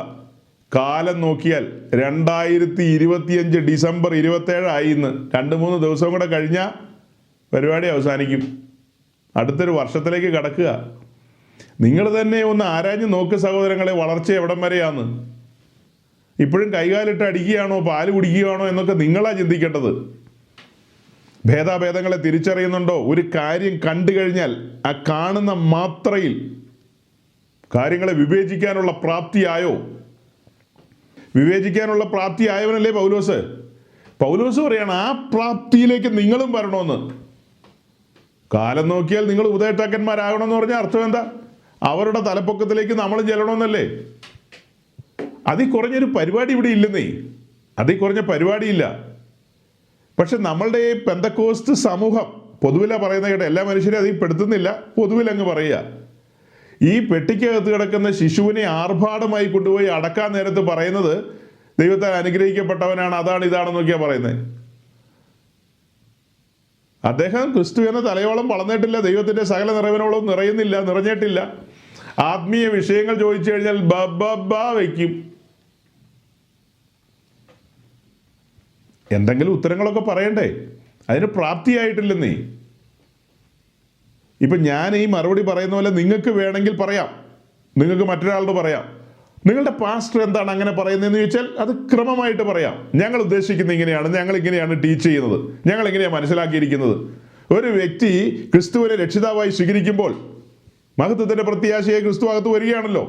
ആ വരുന്നതിനെയാണ് അനുഗ്രഹം എന്ന് ഞങ്ങൾ വിവക്ഷിക്കുന്നത്. അപ്പോൾ അബ്രഹാമിൻ്റെ കാര്യമോ? ഏതബ്രഹാം? അബ്രഹാമിൻ്റെ തൊഴുത്തിലുള്ള ആടുമാട് നാൽക്കാലികളെയൊക്കെയാണ് നമ്മൾ അനുഗ്രഹം എന്നുള്ളതുകൊണ്ട് ചിന്തിക്കുന്നതെങ്കിൽ ഈ പറയുന്ന ആടുമാട് നാൽക്കാലികൾ ഒന്നുമില്ലാത്ത ഒരു പന്തിര് വരെ ഈ ഭൂമി ജീവിച്ചിരുന്നു. നിങ്ങൾക്ക് ആ പന്തിരുവരുടെ പേരറിയാവോ? എല്ലാവരുടെയും പേരറിയില്ലായിരിക്കും അല്ലേ? സാരമില്ല. ഞങ്ങൾക്ക് പത്രോസ്, യാക്കോബ്, യോഹന്നാൻ, അങ്ങനെ ഒരു 3-4 പേരുടെ പേരറിയാം. 12 പേരുടെ പേര് ഓർക്കുന്നുണ്ടാവില്ല. എന്തുവാകട്ടെ, ഈ പന്തിരുവരെന്ന് പറയുന്നവർക്ക് ആടുമാട് നാൽക്കാലി സമ്പത്തോ 318 അഭ്യാസികളോ ഒന്നും ഇല്ലായിരുന്നു അവരുടെ കയ്യിൽ.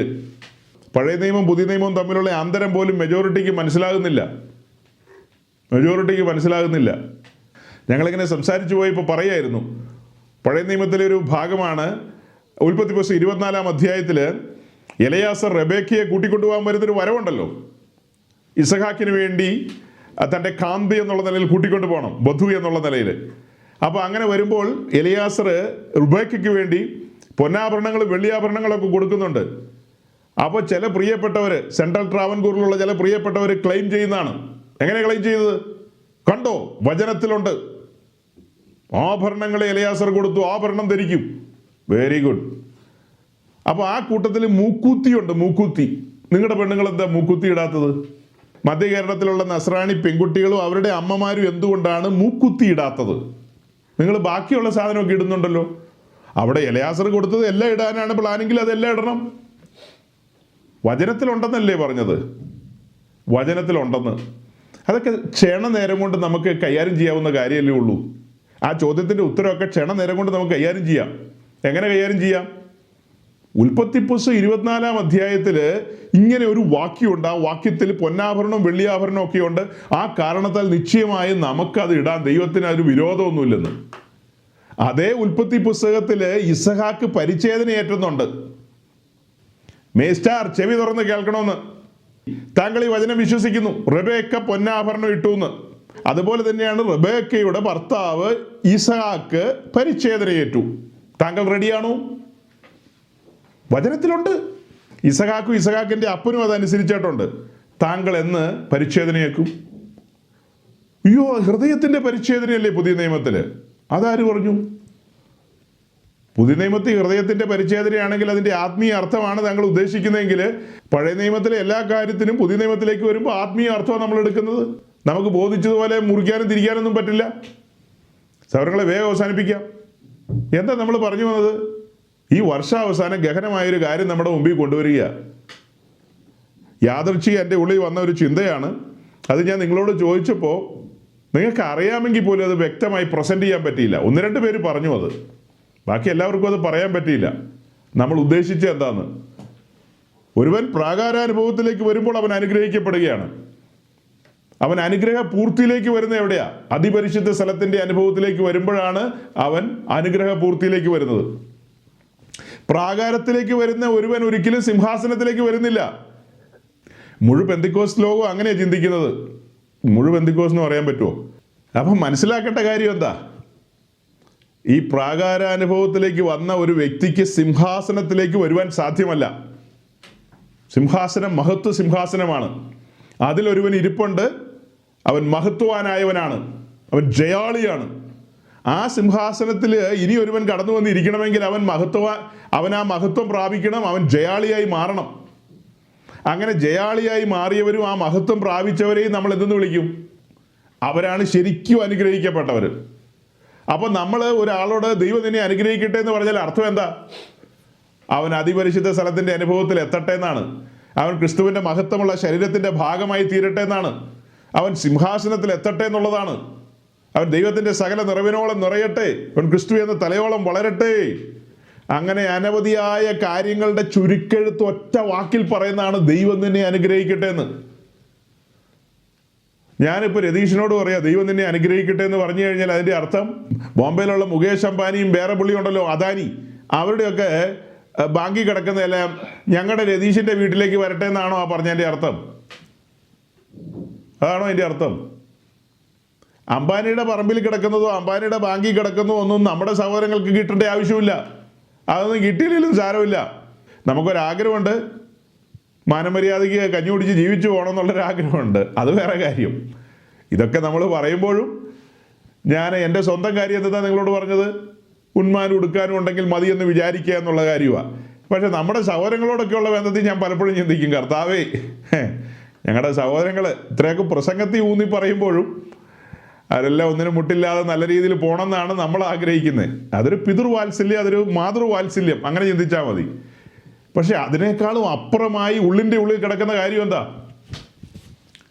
നമ്മുടെ പ്രിയപ്പെട്ടവർ ഓരോരുത്തരും ജയാളികളായി മാറണം. ആ ജയാളികളായി മാറുമ്പോഴാണ് ആ അനുഗ്രഹ പൂർത്തിയിലേക്ക് വരുന്നത്. നാം അനുഗ്രഹം അനുഭവിക്കാൻ വിളിക്കപ്പെട്ടു എന്ന് പറയുമ്പോൾ ക്രിസ്തു നമ്മിലേക്ക് വന്നു കഴിയുമ്പോൾ നാം ക്രിസ്തുവിനെ അനുഭവിക്കുകയല്ലേ? അവിടുത്തെ സാന്നിധ്യം നാം അനുഭവിക്കുകയല്ലേ? ദൈവശക്തി നാം അനുഭവിക്കുകയല്ലേ? ദൈവ ആലോചനയിൽ നടത്തപ്പെടുകയല്ലേ? എന്തെല്ലാം കാര്യങ്ങളാണ് ചേർത്ത് വെച്ച് പറയുകയും പഠിക്കുകയും ചെയ്യേണ്ടത്? അതൊരു മഹത്തരമായ അനുഭവമല്ലേ? ഒരു ഉയർന്ന ആത്മീയ അനുഭവമല്ലേ? അങ്ങനെ ഒരു ഉയർന്ന ആത്മീയ അനുഭവത്തിലേക്ക് നമുക്ക് എത്തപ്പെടാൻ കഴിഞ്ഞത് തന്നെ ഒരു ഭാഗ്യാവസ്ഥയല്ലേ? ഒരു കാര്യം കൂടെ പറഞ്ഞ് ഞാൻ വാക്കുകൾ അവസാനിപ്പിക്കാം. 2025 ഞാൻ ഏറ്റവും സന്തോഷിച്ച മെസ്സേജ് പറഞ്ഞത് കഴിഞ്ഞ സൺഡേയിലാണ്. അതിൻ്റെ സൂചന സാറ്റർഡേയിലെ മെസ്സേജിലാണ് വന്നത്. സാറ്റർഡേയിലെ മെസ്സേജിൽ അബ്രഹാമിനെയും വിശുദ്ധ മറിയെയും മുൻനിർത്തിക്കൊണ്ട് നമ്മളിവിടെ സംസാരിച്ചു, അല്പമായി സംസാരിച്ചു. അതൊരു വലിയ വെളിപ്പാടായി, വലിയൊരു തുറവിയായിട്ട് എൻ്റെ മുമ്പിൽ വന്നു. സാറ്റർഡേ അത് സംസാരിച്ചതിന് ശേഷം എനിക്ക് സ്വസ്ഥതയില്ലായിരുന്നു. എൻ്റെ ഉള്ളിൽ പേർത്തും അത് കടന്നു വരികയായിരുന്നു. പിന്നെയും വരികയായിരുന്നു. കിടന്നിട്ടും ഇരുന്നിട്ടും ഒക്കെ എൻ്റെ ചിന്താമണ്ഡലത്തിൽ അത് നിറഞ്ഞു നിൽക്കുകയാണ്. അബ്രഹാം എന്ന് പറയുന്ന മനുഷ്യന് സ്വർഗത്തിലെ ദൈവം ഒരു വെളിപ്പാട് കൊടുത്തു. ദൈവം ഭാവിയിൽ ചെയ്യാൻ പോകുന്ന കാര്യത്തെക്കുറിച്ച് ഒരു ചെറു സൂചന കൊടുത്തു. ആ സൂചന കണ്ടപ്പോൾ അബ്രഹാം അടിമുടി മാറിപ്പോയി. തൻ്റെ ചിന്താഗതികളെല്ലാം മാറി. ദൈവം ശില്പിയായി നിർമ്മിക്കുന്നതും അടിസ്ഥാനമുള്ളതുമായ ഒരു നഗരത്തിനു വേണ്ടി ആവലോടെ കാത്തിരുന്ന മനുഷ്യൻ. അപ്പൊ എൻ്റെ ഉള്ളിലെ വ്യഥ എന്താണെന്ന് നിങ്ങൾക്കറിയാവോ? ആ മെസ്സേജ് പറഞ്ഞു കഴിഞ്ഞതിന് ശേഷം എൻ്റെ ഉള്ളിലെ വ്യഥ എന്തെന്നറിയാവോ? ആ നഗരത്തിൻ്റെ കല്ലുകളാകാൻ വിളിക്കപ്പെട്ടവരാ നാം. അബ്രഹാം ആ നഗരത്തിൻ്റെ പ്രാകാരത്തിൽ അതിൻ്റെ വെളിച്ചത്തിൽ നടക്കേണ്ടവനാണ്. ആ നഗരത്തിൻ്റെ പണി ആരംഭിച്ചത് മാളികമുറിയിലാണ്. ആ നഗരത്തിൻ്റെ മൂലക്കല്ലെന്ന് പറയുന്ന യേശു ക്രിസ്തുവാണ്. അതിൻ്റെ പണി കാൽവറിയിൽ പൂർത്തീകരിച്ച് മാളികമുറിയിൽ ആ മൂലക്കല്ലിട്ടുകൊണ്ട് അതിൻ്റെ അടിസ്ഥാനത്തിൽ അപ്പോസ്തലന്മാരും പ്രവാചകന്മാരും ഉപദേഷ്ടാക്കന്മാരും എന്ന ഗണത്തിലാണ് ആ നഗരത്തിൻ്റെ അടിസ്ഥാനം പണിത് മുന്നോട്ട് പോകുന്നത്. അതിന് മുകളിലേക്ക് വെക്കേണ്ട വിശുദ്ധമായ കല്ലുകൾ നാം ഓരോരുത്തരുമാണ്. പണി പൂർത്തീകരിക്കപ്പെട്ട് വരേണ്ട കല്ലുകൾ, വെട്ടുകുഴിയിൽ വെച്ച് കുറവ് തീർക്കപ്പെടേണ്ട കല്ലുകൾ. അതായത് മഹത്വാനായ ദൈവത്തിൻ്റെ നഗരത്തിൻ്റെ പണിക്ക് വേണ്ടി നമ്മെ സ്വർഗം കണ്ടു എന്ന കാരണത്താൽ നാം അനുഗ്രഹിക്കപ്പെട്ടവരാണ്. മനസ്സിലായോ? നമ്മെ സ്വർഗത്തിലെ ദൈവം പേർ ചൊല്ലി വിളിച്ചു. അഥവാ കാട്ടുകല്ലുകളായ നമ്മെ ആ മിസ്രൈമിൽ നിന്ന് വെട്ടിയെടുത്തുകൊണ്ട് വന്നു. കാട്ടുകല്ലുകളെ വെട്ടിയെടുത്തുകൊണ്ട് വന്നു. ജീവനുള്ള കല്ലായി ക്രിസ്തുവിൻ്റെ അടുക്കൽ കൊണ്ടുവന്ന ആ സെക്കൻഡിൽ നമ്മൾ അനുഗ്രഹിക്കപ്പെട്ടവരായി മാറി. ഇനി ഞാനും നിങ്ങൾ ഒരുവനോട് പറയുകയാണ് ദൈവം നിങ്ങളെ അനുഗ്രഹിക്കട്ടെ എന്ന് പറഞ്ഞാൽ അർത്ഥം വെട്ടുകുഴിയിൽ വെച്ച് ഈ കല്ലിൻ്റെ വെട്ടുകുറ്റം തീർക്കപ്പെടട്ടെ, ഈ കല്ലിൻ്റെ മുഴുവൻ പണിയും തീർത്ത് മനോഹരമായൊരു കല്ലായിട്ട് ഇത് മാറട്ടെ, ഒടുക്കം ഇതൊരു തേജസ്സിന്റെ രത്നമായിട്ട് മാറട്ടെ എന്നാണ് നമ്മളുടെ ആശംസ, നമ്മളുടെ ബ്ലെസ്സിങ് എന്ന് പറയുന്നത്. ശേഷം പെന്തിക്കോസുകാർ അവർ കൊടുക്കുന്ന ബ്ലെസ്സിങ് അല്ല നമ്മൾ കൊടുക്കുന്നത്. ഈ കാട്ടുകല്ല് എവിടെയോ കിടന്ന കല്ലാണ്, അതിനെ വെട്ടിയെടുത്തുകൊണ്ട് വന്നു, ജീവനുള്ള കല്ലായ ക്രിസ്തുവിൻ്റെ അടുക്കൽ കൊണ്ടുവന്നു. ആ സെക്കൻഡിൽ ഇത് അനുഗ്രഹിക്കപ്പെട്ട കല്ലായി മാറി. ക്രിസ്തുവിൻ്റെ അടുക്കൽ വന്ന കല്ലുകൾ ശപിക്കപ്പെട്ട കല്ലുകളാണോ? ശപിക്കപ്പെട്ടതായിരുന്നു. ഇപ്പോഴോ നിലയ്ക്ക് മാറ്റം വന്നു. ഇപ്പോൾ ഒരു അനുഗ്രഹാവസ്ഥയിലേക്കാണ് പ്രവേശിച്ചിരിക്കുന്നത്. സ്വർഗീയമായ വാത്സല്യം അവൻ്റെ മേൽ വരികയല്ലേ? കരുതൽ അവൻ്റെ മേലില്ലേ? അവന് വേണ്ടി വിചാരപ്പെടുന്ന ഒരുവനില്ലേ? സ്വർഗദൂതന്മാരുടെ കാവലും അകമ്പടിയുമില്ലേ? എന്തെല്ലാമാ കരുതലുകൾ! ഓ, ഇന്ന് മുഴുവൻ ഇരുന്ന് ധ്യാനിച്ചാൽ തീരാത്ത കാര്യങ്ങൾ. ഇനി ഈ കല്ലിന്റെ പണി പൂർത്തീകരിക്കപ്പെടേണ്ടതുണ്ട്. അതിനെ ചെത്തുകയും മിനുക്കുകയും റബ്ബ് ചെയ്യുകയും ഒക്കെ ചെയ്യേണ്ടതുണ്ട്. നമ്മൾ പറഞ്ഞില്ലേ, അതിൽ ഹാമറിംഗ് ഉണ്ട്, ചിസലിംഗ് ഉണ്ട്, റബ്ബിംഗ് ഉണ്ട്, എല്ലാം ഉണ്ട്. ഒടുക്കം തീയിലൂടെയും വെള്ളത്തിലൂടെയും ഒക്കെ കല്ലിനെ കടത്തിവിടും. ആ തീയിലൂടെ കടന്നു പോകുന്ന അവസ്ഥയ്ക്കാണ് നമ്മൾ അനുഗ്രഹാവസ്ഥ എന്ന് പറയുന്നത്. അത് തന്നെ, ഒത്തിരി മൂളണ്ട. പിന്നീട് വെള്ളത്തിലൂടെ കടത്തിവിടുന്ന അവസ്ഥയ്ക്കും അനുഗ്രഹാവസ്ഥയാണ് അതൊക്കെ. പിന്നീട് ഈ കല്ല് കൊടുങ്കാറ്റുകളിലൂടെ കടന്നു പോകും. ഈ കല്ലിലേക്ക് അലമാലകളും തിരമാലകളും വാർത്തടിക്കും. അതൊക്കെ അനുഗ്രഹിക്കപ്പെട്ട അവസ്ഥയാണ്. ഇതെല്ലാം കഴിഞ്ഞിട്ട് വേണം ഇതൊരു തേജസ്സിന്റെ രത്നമായിട്ട് മാറാൻ. ഉമ്മ ഇരുന്ന് പാട്ട് പാടിയിട്ട് പോവുകയല്ലായിരുന്നോ? മുത്തുമയമായി വിളങ്ങും പട്ടണമാണതെന്നൊക്കെ പറഞ്ഞ്. എന്നാ അർത്ഥത്തിലാണ് പാടിയത്? ആ പട്ടണത്തിന്റെ പണിയിൽ വെക്കപ്പെടേണ്ട കല്ലുകളാണ് നാം ഓരോരുത്തരും. ആ നാം മുത്തുകൾ എന്ന നിലയിലേക്ക് മാറണം. മുത്തെന്നുള്ളത് കൊണ്ട് ഉദ്ദേശിച്ചത് രത്നങ്ങൾ എന്ന് തന്നെയാണ്. തേജസ്സിന്റെ രത്നങ്ങളായിട്ട് മാറണം, പ്രഭയുള്ള രത്നങ്ങളായിട്ട് മാറണം. ആ പുതിയ യെരൂശലേമിന്റെ പ്രഭയിലാണ് പുതിയ ഭൂമി പ്രകാശിക്കേണ്ടത്, അല്ലേ? പുതിയ യെരൂശലേമിന്റെ പ്രഭയിൽ പുതിയ ഭൂമി അങ്ങനെ പ്രകാശിച്ചു നിൽക്കണം. മൂലക്കല്ലിന്റെ പ്രഭയൊന്ന് വേറെയാണ്. അപ്പൊ ദൈവം നിന്നെ അനുഗ്രഹിക്കട്ടെ മിസ്റ്റർ എന്ന് പറഞ്ഞാൽ കാട്ടുകല്ലുകളായിരുന്നവനെ വെട്ടിയെടുത്തുകൊണ്ട് വന്ന് ജീവനുള്ള കല്ലിന്റെ അടുക്കിലേക്ക് കൊണ്ടുവന്ന നിമിത്തം ദൈവം നിന്നെ അനുഗ്രഹിക്കട്ടെ എന്ന് പറഞ്ഞാൽ അതിന്റെ അർത്ഥം എന്താ? നീ ഒരു തേജസ്സിന്റെ രത്നമായി മാറട്ടെ എന്നാണ് അർത്ഥം. മുഹമ്മദ് ബിൻ സൽമാന്റെ പ്രൈവറ്റ് സെക്രട്ടറി ആകട്ടെ എന്നല്ല നമ്മൾ ആശംസിച്ചു കഴിഞ്ഞാൽ, ബ്ലസ് ചെയ്ത് കഴിഞ്ഞാൽ അതിന്റെ അർത്ഥമാക്കേണ്ടത്. അമേരിക്കൻ വിസ കിട്ടട്ടെ എന്നല്ല, ഷെങ്കൻ വിസ കിട്ടട്ടെ എന്നല്ല, ബ്രൂണൈ സുൽത്താന്റെ കൂട്ടുകാരനാകട്ടെ എന്നൊന്നുമല്ല ഈ പറഞ്ഞതിന്റെ സാരം. നമ്മൾ പറഞ്ഞതിന്റെ സാരം എന്നാ? ഇതെല്ലാം ആത്മീയ അനുഗ്രഹങ്ങളാണ്. ഈ ഒരു നിലയിലേക്ക് ഒരുവൻ എത്തിപ്പെടണമെങ്കിൽ കർക്കശ്യമായിട്ട് വചനം പ്രസംഗിക്കണം, പഠിപ്പിക്കണം. അതിനിടയ്ക്ക് കയറ്റിയിട്ട് ആത്മീയമായും ഭൗതികമായും എന്നൊക്കെ പറയണോ? ഇവിടെ ഒരുവൻ നമ്മോട് മുന്നമേ പറഞ്ഞിട്ടുണ്ടെന്നേ, വിളിച്ചിറക്കിയ സെക്കൻഡിൽ നമ്മോട് പറഞ്ഞൊരു കാര്യമുണ്ട്. നിങ്ങളത് മറന്നുപോയത് എൻ്റെ കുഴപ്പമല്ല. എന്നാ പറഞ്ഞത്? നീ ഒന്നിനെക്കുറിച്ചും വിചാരപ്പെടണ്ട, ഞാൻ നോക്കിക്കോളാം ബാക്കി കാര്യങ്ങളൊക്കെ. എടാ നീ ഒന്നിനെക്കുറിച്ചും വിചാരപ്പെടേണ്ടതേ. നിന്നോട് ആരാ പറഞ്ഞ വിചാരപ്പെടാൻ? നീ വിചാരപ്പെട്ടിട്ട് ബോധമില്ലാത്ത ആൾക്കാരോടൊക്കെ പോയി അതും ഇതുമൊക്കെ പറഞ്ഞ് അവർ പറയുന്നതും കേട്ടിട്ട് അനുഗ്രഹിക്കുകയോ അങ്ങനെയാണ് ഇങ്ങനെയാണെന്നൊക്കെ പറഞ്ഞ് നടന്ന് നിന്റെ ആയുസ് പാഴായില്ലേ? അതാണോ വചനത്തിന്റെ സത്യം? വചനത്തിന്റെ പ്രകാശനം അതാണോ? നാം ഈ മാർഗത്തിലേക്ക് കാലെടുത്ത് വെച്ചപ്പോൾ തന്നെ ഒരു അഷുറൻസ് ആണ് തന്നിരിക്കുന്നത്. നിങ്ങൾ ഇവിടെ ഇരിക്കുന്ന പലരും അമേരിക്കയിലും മറ്റ് യൂറോപ്യൻ രാജ്യങ്ങളിലൊക്കെ പാർക്കുന്നവരല്ലേ? അവിടുത്തെ ഗവൺമെന്റ് നിങ്ങൾക്ക് തരുന്ന ചില അഷുറൻസുകളില്ലേ? ആ അഷുറൻസുകൾ അവർ പാലിക്കുന്നില്ലേ? നിങ്ങൾ രോഗികളാകുമ്പോൾ അല്ലെങ്കിൽ നിങ്ങളുടെ പല കാര്യത്തിലും അവർ നിങ്ങളെ, ഇപ്പം ഞങ്ങളുടെ രാജ്യത്തൊന്നും അങ്ങനെയൊന്നുള്ള കാര്യങ്ങളൊന്നുമില്ല. കയ്യിൽ കാശുണ്ടെങ്കിൽ ഞങ്ങളുടെ കാര്യം നടക്കും. നിങ്ങളുടെ കാര്യത്തിൽ അങ്ങനെയൊന്നുമില്ല. നിങ്ങൾക്ക് വേണ്ടി കരുതുന്ന ഗവൺമെന്റുകളുണ്ട് അവിടെയൊക്കെ, നിങ്ങളുടെ എല്ലാ കാര്യത്തിലും. അതിലൊക്കെ അപ്പുറമാണ് സ്വർഗത്തിലെ ദൈവം നമ്മോട് പറഞ്ഞിട്ടുള്ളത്. ഉറപ്പിച്ചും തറപ്പിച്ചുമല്ലേ പറഞ്ഞിരിക്കുന്നത്? ഒന്നിനെക്കുറിച്ചും വിചാരപ്പെടേണ്ടെന്ന്. ഒരു സിംഗിൾ ലൈനാണ് ഞാൻ പ്രസന്റ് ചെയ്തത്. നിങ്ങൾ എത്ര ഗൗരവത്തിലാണ് വാക്യം എടുക്കുന്നത്? ആ വാക്കിന് എന്ത് വില കൊടുക്കും? ഞാൻ അതിനെ അർഹിക്കുന്ന വില കൊടുക്കുന്ന ആളാണ്. അതുകൊണ്ടാണ് ചഞ്ചലിപ്പില്ലാതെ സംസാരിക്കുന്നത്. നാളെയെക്കുറിച്ചോ മറ്റന്നാളെക്കുറിച്ചോ ഇന്ന് രാത്രിത്തെക്കുറിച്ചോ പോലും ഒരു ചിന്തയില്ല. ഒരു ചിന്തയില്ല എന്നുവെച്ചാൽ ചിന്തയൊന്നും ഇല്ലെന്നല്ല അർത്ഥം. ടെൻഷൻ അടിക്കാൻ പാകത്തിനൊരു ചിന്തയില്ലെന്നേ. അതിൻ്റെ കാരണം എന്നാണെന്നറിയാവോ? ഞാനൊരിക്കൽ പഠിച്ച കാര്യമാണ്. ഞാൻ തലകുത്തി എന്ന് ചിന്തിച്ചാൽ എൻ്റെ കാര്യം ഒന്നും ചെയ്യാൻ എനിക്കൊരു പ്രാപ്തിയില്ല, കഴിവുമില്ല. പിന്നെ ഞാൻ എന്തിനാ ചിന്തിച്ചു കൂട്ടി ഭ്രാന്ത് പിടിക്കുന്നത്? വിട്ടേക്കുക, പൂർണ്ണമായിട്ടും ചരടങ്ങ് വിട്ടേക്കുക. അവിടെ നിന്ന് കൊണ്ടുപോകുന്ന പോലെ കൊണ്ടുപോകട്ടെ. എവിടെ പോയി അവസാനിക്കുന്നു? എവിടെയാണ് വിളിച്ചിറക്കിയവന് ബോധ്യമില്ല എവിടെ കൊണ്ടുപോയി അവസാനിപ്പിക്കണമെന്ന്. മനോഹരമായ ചിന്തകളാ സ്വർഗത്തിലെ ദൈവം നമ്മുടെ മുമ്പാകെ കൊണ്ടുവന്നത്. അപ്പോൾ ഈ ചിന്തകളുമായിട്ട് ഞാൻ എൻ്റെ വാക്കുകളെ ചുരുക്കുകയാണ്. ഇന്ന് പ്രഭാതം മുതൽ പല പ്രസംഗങ്ങൾ ഞാൻ പ്രസംഗിച്ചു കഴിഞ്ഞു. ചെറിയവരോടും വലിയവരോടും ഒക്കെ സംസാരിച്ചു കഴിഞ്ഞു. ഒടുക്കം ഏറ്റവും വാത്സല്യമുള്ള നിങ്ങളുടെ നടുവിൽ ഈ വർഷാവസാനം ഇങ്ങനെയൊക്കെ സംസാരിക്കുമ്പോൾ സന്തോഷമുണ്ട്, വ്യഥയുമുണ്ട്. കാരണം എന്നാ? വളർച്ചയെക്കുറിച്ചുള്ള ആ ഒരു ചിന്തയാണ് എന്നെ ആ വ്യഥയിലേക്ക് കൊണ്ടുവരുന്നത്. വളർച്ച, ആത്മീയ വളർച്ച. കാലം നോക്കിയാൽ ഉപദേഷ്ടാക്കന്മാരാകേണ്ടവർ ദൈവത്തിൻ്റെ അരുളപ്പാടുകളുടെ ആദ്യപാഠങ്ങൾ തന്നെയും പിന്നെയും കേട്ടുകൊണ്ടിരിക്കുന്ന അവസ്ഥ അത് പോരാ. നമ്മൾ ഇറങ്ങിത്തിരിച്ച ആ കാലത്തിൽ നിന്ന് ഇന്നത്തെ അവസ്ഥയൊന്ന് ചിന്തിച്ചു നോക്കിയേ. ഇന്നും നമ്മൾ പ്രാകാരത്തിൻ്റെ അനുഭവത്തിലാണോ? ഇന്നും നമ്മൾ മരുഭൂമിയുടെ അവസ്ഥയിലാണോ? ഞാൻ ഈ ദിവസങ്ങളിലെ സഞ്ചാരത്തിൽ എവിടെയോ വെച്ച് മറ്റ് ഒരു ശുശ്രൂഷകൻ്റെ പ്രസംഗം ഒരു അല്പഭാഗം കേൾക്കാനിടയായി.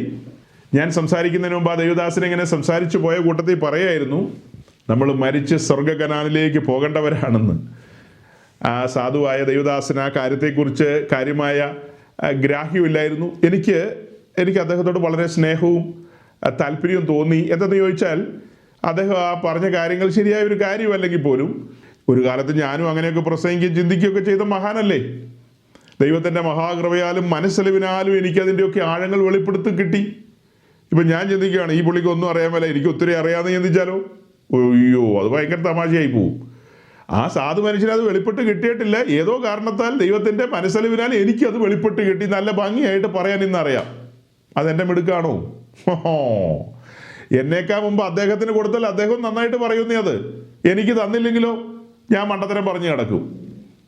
അപ്പം നോക്കണം, സ്വർഗത്തിലെ ദൈവം നമുക്ക് വചനത്തിൻ്റെ ആഴങ്ങൾ തന്നിട്ടുണ്ട്.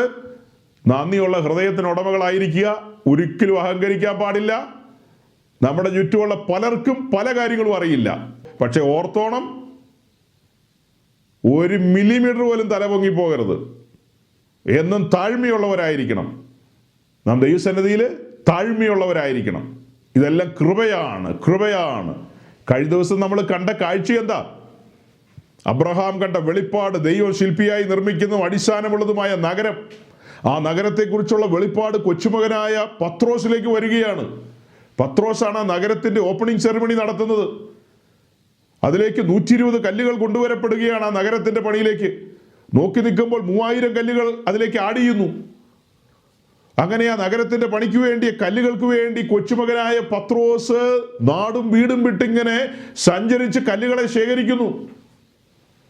അങ്ങനെ ആ നഗരത്തിൻ്റെ പണി പൂർത്തീകരിക്കപ്പെടുന്ന കാര്യം മറ്റൊരു കൊച്ചുമോനായ യോഹന്നാൻ ആത്മാവിൽ കാണുന്നു. തേജസ്സിൻ്റെ നഗരത്തിൻ്റെ പണി പൂർത്തീകരിക്കപ്പെട്ട അവസ്ഥ. ഭർത്താവിനായി അലങ്കരിച്ച് അണിയിക്കപ്പെട്ട ഒരുങ്ങിയ നിലയിൽ ആ തേജസ്സിൻ്റെ നഗരം അവരുടെ പൂർവ്വപിതാവായ, വിശ്വാസികളുടെ പിതാവായ, അവരെ സംബന്ധിച്ച് അക്ഷരിക പിതാവും കൂടെയാണ്, അബ്രഹാം കണ്ട വെളിപ്പാട്. ദൈവശില്പിയായി നിർമ്മിക്കുന്നതും അടിസ്ഥാനമുള്ളതുമായ നഗരത്തിൻ്റെ പണി പൂർത്തീകരിക്കപ്പെട്ട നിലയിൽ യോഹന്നാൻ പത്മോസിൽ കിടന്ന് ആത്മാവിൽ കാണുകയാണ്. കഴിഞ്ഞ സൺഡേയിൽ ഞാൻ ആത്മാവിൽ നിറഞ്ഞ് പ്രസംഗിച്ച പ്രസംഗമാണത്. 2025 ഞാൻ അതുപോലൊരു ആത്മനിറവിൽ നിന്ന് പ്രസംഗിച്ചിട്ടില്ല. ആ പ്രസംഗം കൺക്ലൂഡ് ചെയ്യുന്ന സമയങ്ങളിലൊക്കെ ആ ആത്മശക്തി അനുഭവിക്കുകയായിരുന്നു. അത്ര വലിയ വെളിപ്പാടാണത്. ആ മെസ്സേജിനെ കുറിച്ച് പലരോടും ചോദിച്ചപ്പോൾ അവർ പറയാ, ഞങ്ങളെങ്ങും കേട്ടിട്ടില്ലെന്ന്. വലിയ സങ്കടം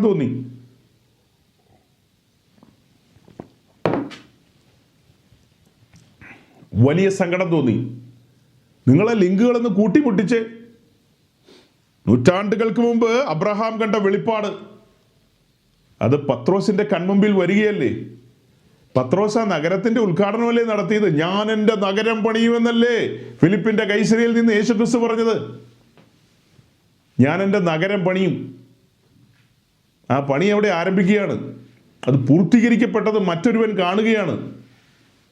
അവരെല്ലാം ആ വെളിപ്പാടുകളിലേക്ക് വന്നു കഴിഞ്ഞപ്പോൾ അവരുടെ ചിന്തകൾ, കാഴ്ചപ്പാടുകളെല്ലാം അടിമുടി മാറി. അപ്പോൾ ആ നഗരത്തിൻ്റെ കല്ലുകളാകാൻ വിളിക്കപ്പെട്ട നമ്മുടെ ചിന്തകളും കാഴ്ചപ്പാടുകളും അടിമുടി മാറണ്ടേ? നാം എത്രത്തോളം മാറണം? മാറി ചിന്തിക്കണം. ഈ ഒരു വെളിപ്പാടിന് ഒപ്പിച്ച് മുൻപോട്ട് പോകേണ്ട നാം ഇന്ന് പാല് കുടിക്കുന്ന അവസ്ഥയിലാണെങ്കിൽ സ്വർഗത്തിലെ ദൈവം എത്രമാത്രം ദുഃഖിക്കുമെന്ന് ചിന്തിക്കുക. എന്നെ നിങ്ങൾ മറക്ക്. ഞാൻ ഒരു തുള്ളി രക്തം നിങ്ങൾക്ക് ആർക്കും വേണ്ടി ഊറ്റിയിട്ടില്ല. ഉണ്ടോ? അതൊക്കെ പിന്നെ പോട്ടെന്ന് വെക്കാം. രക്തം ഊറ്റിയവൻ, അവസാന തുള്ളി രക്തം വരെ ഊറ്റിയവൻ, പിന്നീട് ഊറ്റാനൊന്നുമില്ല. വിലാപ്പുറത്തുനിന്ന് ഒഴുകിയത് വെള്ളമാണ്. അത്രത്തോളം നമുക്ക് വേണ്ടി ഊറ്റിത്തന്നവൻ.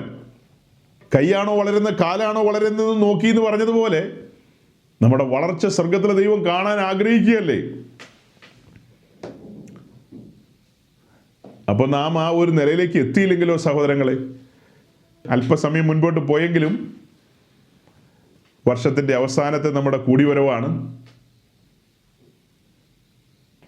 ഒരു വാക്യം കൂടെ വായിച്ച് നമുക്ക് ഇന്ന് പിരിയാം. കഴിഞ്ഞ വർഷം വായിച്ച പോലെ തന്നെ അപ്പോസ്തലപ്രവൃത്തി 20-ാം അധ്യായത്തിൻ്റെ 32-ാമത്തെ വാക്യം, അല്ലെങ്കിൽ 31-ഉം 32-ഉം വായിക്കാം. അപ്പോസ്തലപ്രവൃത്തി 20-ാം അധ്യായത്തിൻ്റെ 31-ഉം 32-ഉം വാക്യങ്ങൾ. അതുകൊണ്ട് ഉണർന്നിരിപ്പിൻ. മനസ്സിലെ സഹോദരങ്ങളെ, ദൈവത്തിൻ്റെ ആത്മാവ് പറയുകയാണ് നമ്മോട്, അതുകൊണ്ട് ഉണർന്നിരിപ്പിൻ. ഞാൻ 3 സംവത്സരം രാപ്പകൽ ഇടവിടാതെ കണ്ണുനീർ വാർത്തും കൊണ്ട് ഓരോരുത്തരും ബുദ്ധി പറഞ്ഞു തന്നത് ഓർത്തുകൊള്ളുവിൻ. പൗലോസ് 3 സംവത്സരം എഫെസോസിലെ വിശുദ്ധന്മാർക്ക് ബുദ്ധി ഉപദേശം നൽകി. ഞാനോ നിങ്ങൾക്ക് 5-5.5 വർഷം കഴിഞ്ഞിരിക്കുന്നു ബുദ്ധി ഉപദേശം തന്നു തുടങ്ങിയിട്ട്. ഒടുക്കം പറഞ്ഞ് നിർത്തുകയാണ് അദ്ദേഹം, നിങ്ങൾക്ക് ആത്മീയ വർധനവ് വരുത്തുവാനും സകല വിശുദ്ധന്മാരോടും കൂടെ അവകാശം തരുവാനും കഴിയുന്ന ദൈവത്തിലും അവൻ്റെ കൃപയുടെ വചനത്തിലും ഞാനിപ്പോൾ നിങ്ങളെ ഭരമേൽപ്പിക്കുന്നു. ഒന്നുകൂടെ വായിക്കാം. നിങ്ങൾക്ക് ആത്മീയ വർധനവ് വരുത്തുവാനും സകല വിശുദ്ധന്മാരോടും കൂടെ അവകാശം തരുവാനും കഴിയുന്ന ദൈവത്തിലും അവൻ്റെ കൃപയുടെ വചനത്തിലും ഞാൻ ഇപ്പോൾ നിങ്ങളെ ഭരമേൽപ്പിക്കുന്നു. ഇത് നമ്മുടെ നാട്ടിലൊരു പെന്തിക്കോസ് പാസ്റ്ററാണ് ഈ കാര്യം പറയുന്നതെങ്കിൽ എങ്ങനെ പറയും? അതുകൂടെ അങ്ങ് പറഞ്ഞേക്കാം. നിങ്ങൾക്ക് ആത്മീയവും ഭൗതികവുമായ നിലയിലുള്ള വർധനവെല്ലാം വരുത്തുവാനും സകല വിശുദ്ധന്മാരോടും കൂടി അവകാശം തരുവാനും കഴിയുന്ന ദൈവത്തിലും അവൻ്റെ കൃപയുടെ വചനത്തിലും ഞാൻ ഇപ്പോൾ നിങ്ങളെ ഭരമേൽപ്പിക്കുന്നു എന്ന് പറഞ്ഞു കളയും. നിങ്ങൾ കേട്ടായിരുന്നു ഞാൻ പറഞ്ഞത്? പൗലോസ് എന്നാ പറഞ്ഞത്? നിങ്ങൾക്ക് ആത്മീയ വർധനവ് വരുത്തുവാനും. അപ്പോൾ ഭൗതിക വർധനവ് വേണ്ടേ? നിങ്ങൾ പൗലോസിനെ കാണുമ്പോൾ പുള്ളിക്ക് ബുദ്ധി ഉപദേശിച്ചു കൊടുക്കുക. പുള്ളി ഏതായാലും ഒന്നും അങ്ങനത്തെ വാക്കുകൾ ഉപയോഗിക്കുന്നില്ലെന്നേ. നമുക്ക് എന്ത് ചെയ്യാൻ പറ്റും? ഇതാണ് അപ്പോസ്തലികമായ സ്റ്റാൻഡേർഡ്. ഈ സ്റ്റാൻഡേർഡിലേക്ക് ശുശ്രൂഷകന്മാർ വന്നാൽ മാത്രമേ ഭാരതത്തിലെ സഭ അതിൻ്റെ ശക്തിയിൽ സഞ്ചരിക്കുകയുള്ളൂ. അതാണ് കഴിഞ്ഞ ദിവസം പറഞ്ഞത്. ഈ സ്റ്റാൻഡേർഡിലേക്ക് ദൈവദാസന്മാർ ഓരോരുത്തരും വരണം. ഏത് സംഘടന ആയിക്കോട്ടെ. നിങ്ങൾ ഭൗതികത്തെക്കുറിച്ച് ചിന്തിക്കുകയോ പറയുകയോ പോലും വേണ്ടെന്നേ. അതൊക്കെ വിളിച്ച ദൈവം ചെയ്തോളും. പാസ്റ്റർമാർ കൂടുതൽ വർത്തമാനമൊന്നും പറയണ്ട. നിങ്ങൾ അവർക്ക് ആത്മീയ വർധന ഉണ്ടാകുന്നതും അവരുടെ പ്രത്യാശ ജ്വലിപ്പിക്കുന്നതും അവരുടെ വിശ്വാസം വർദ്ധിക്കുന്നതുമായ കാര്യങ്ങൾ മാത്രം ചെയ്യുക. ബാക്കി കാര്യങ്ങളിൽ അവർ ഉണ്മാനും ഉടുക്കാനും ഉണ്ടെങ്കിൽ മതിയെന്ന് വിചാരിച്ച് പൊക്കോളും. അതിൽ കൂടുതൽ കാര്യങ്ങളൊക്കെ സ്വർഗത്തിലെ ദൈവം അവർക്ക് കൊടുത്തോളും. അവിടുന്ന് കൊടുക്കാൻ വിശ്വസ്തനാണ്. ഇപ്പം ഞങ്ങളുടെ റെക്കമെൻഡേഷനൊന്നും അതിനകത്ത് ആവശ്യമില്ല. ഞങ്ങളെ ഏൽപ്പിച്ചിരിക്കുന്ന ശുശ്രൂഷ എന്ന് പറയുന്നത് സകല വിശുദ്ധന്മാരോടും കൂടെ അവകാശം തരുവാൻ. സകല വിശുദ്ധന്മാരോടും കൂടെ അവകാശം. ആ ഒരു ആത്മീയ അനുഭവത്തിലേക്ക്, ആ ജയകരമായ അനുഭവത്തിലേക്ക് സ്വർഗത്തിലെ ദൈവം നമ്മയെല്ലാം നടത്തുമാറാകട്ടെ എന്ന് പ്രാർത്ഥിച്ചുകൊണ്ട്, ആശംസിച്ചുകൊണ്ട്, വർഷാവസാനം എല്ലാ പ്രിയപ്പെട്ടവരെയും പിതാവിൻ്റെയും പുത്രൻ്റെയും പരിശുദ്ധാത്മാവിൻ്റെയും നാമത്തിൽ ഹൃദയം തുറന്ന് അനുഗ്രഹിക്കുകയാണ്. നിങ്ങളെല്ലാം ഒരു അനുഗ്രഹ വിഷയമാകട്ടെ. ദൈവത്താൽ അനുഗ്രഹിക്കപ്പെടട്ടെ. ദേശത്തിനും സഭയ്ക്കും സമൂഹത്തിനും നിങ്ങളൊരു അനുഗ്രഹമായിരിക്കട്ടെ എന്ന് പറഞ്ഞുകൊണ്ട് വാക്കുകളെ ചുരുക്കുന്നു. Thank you.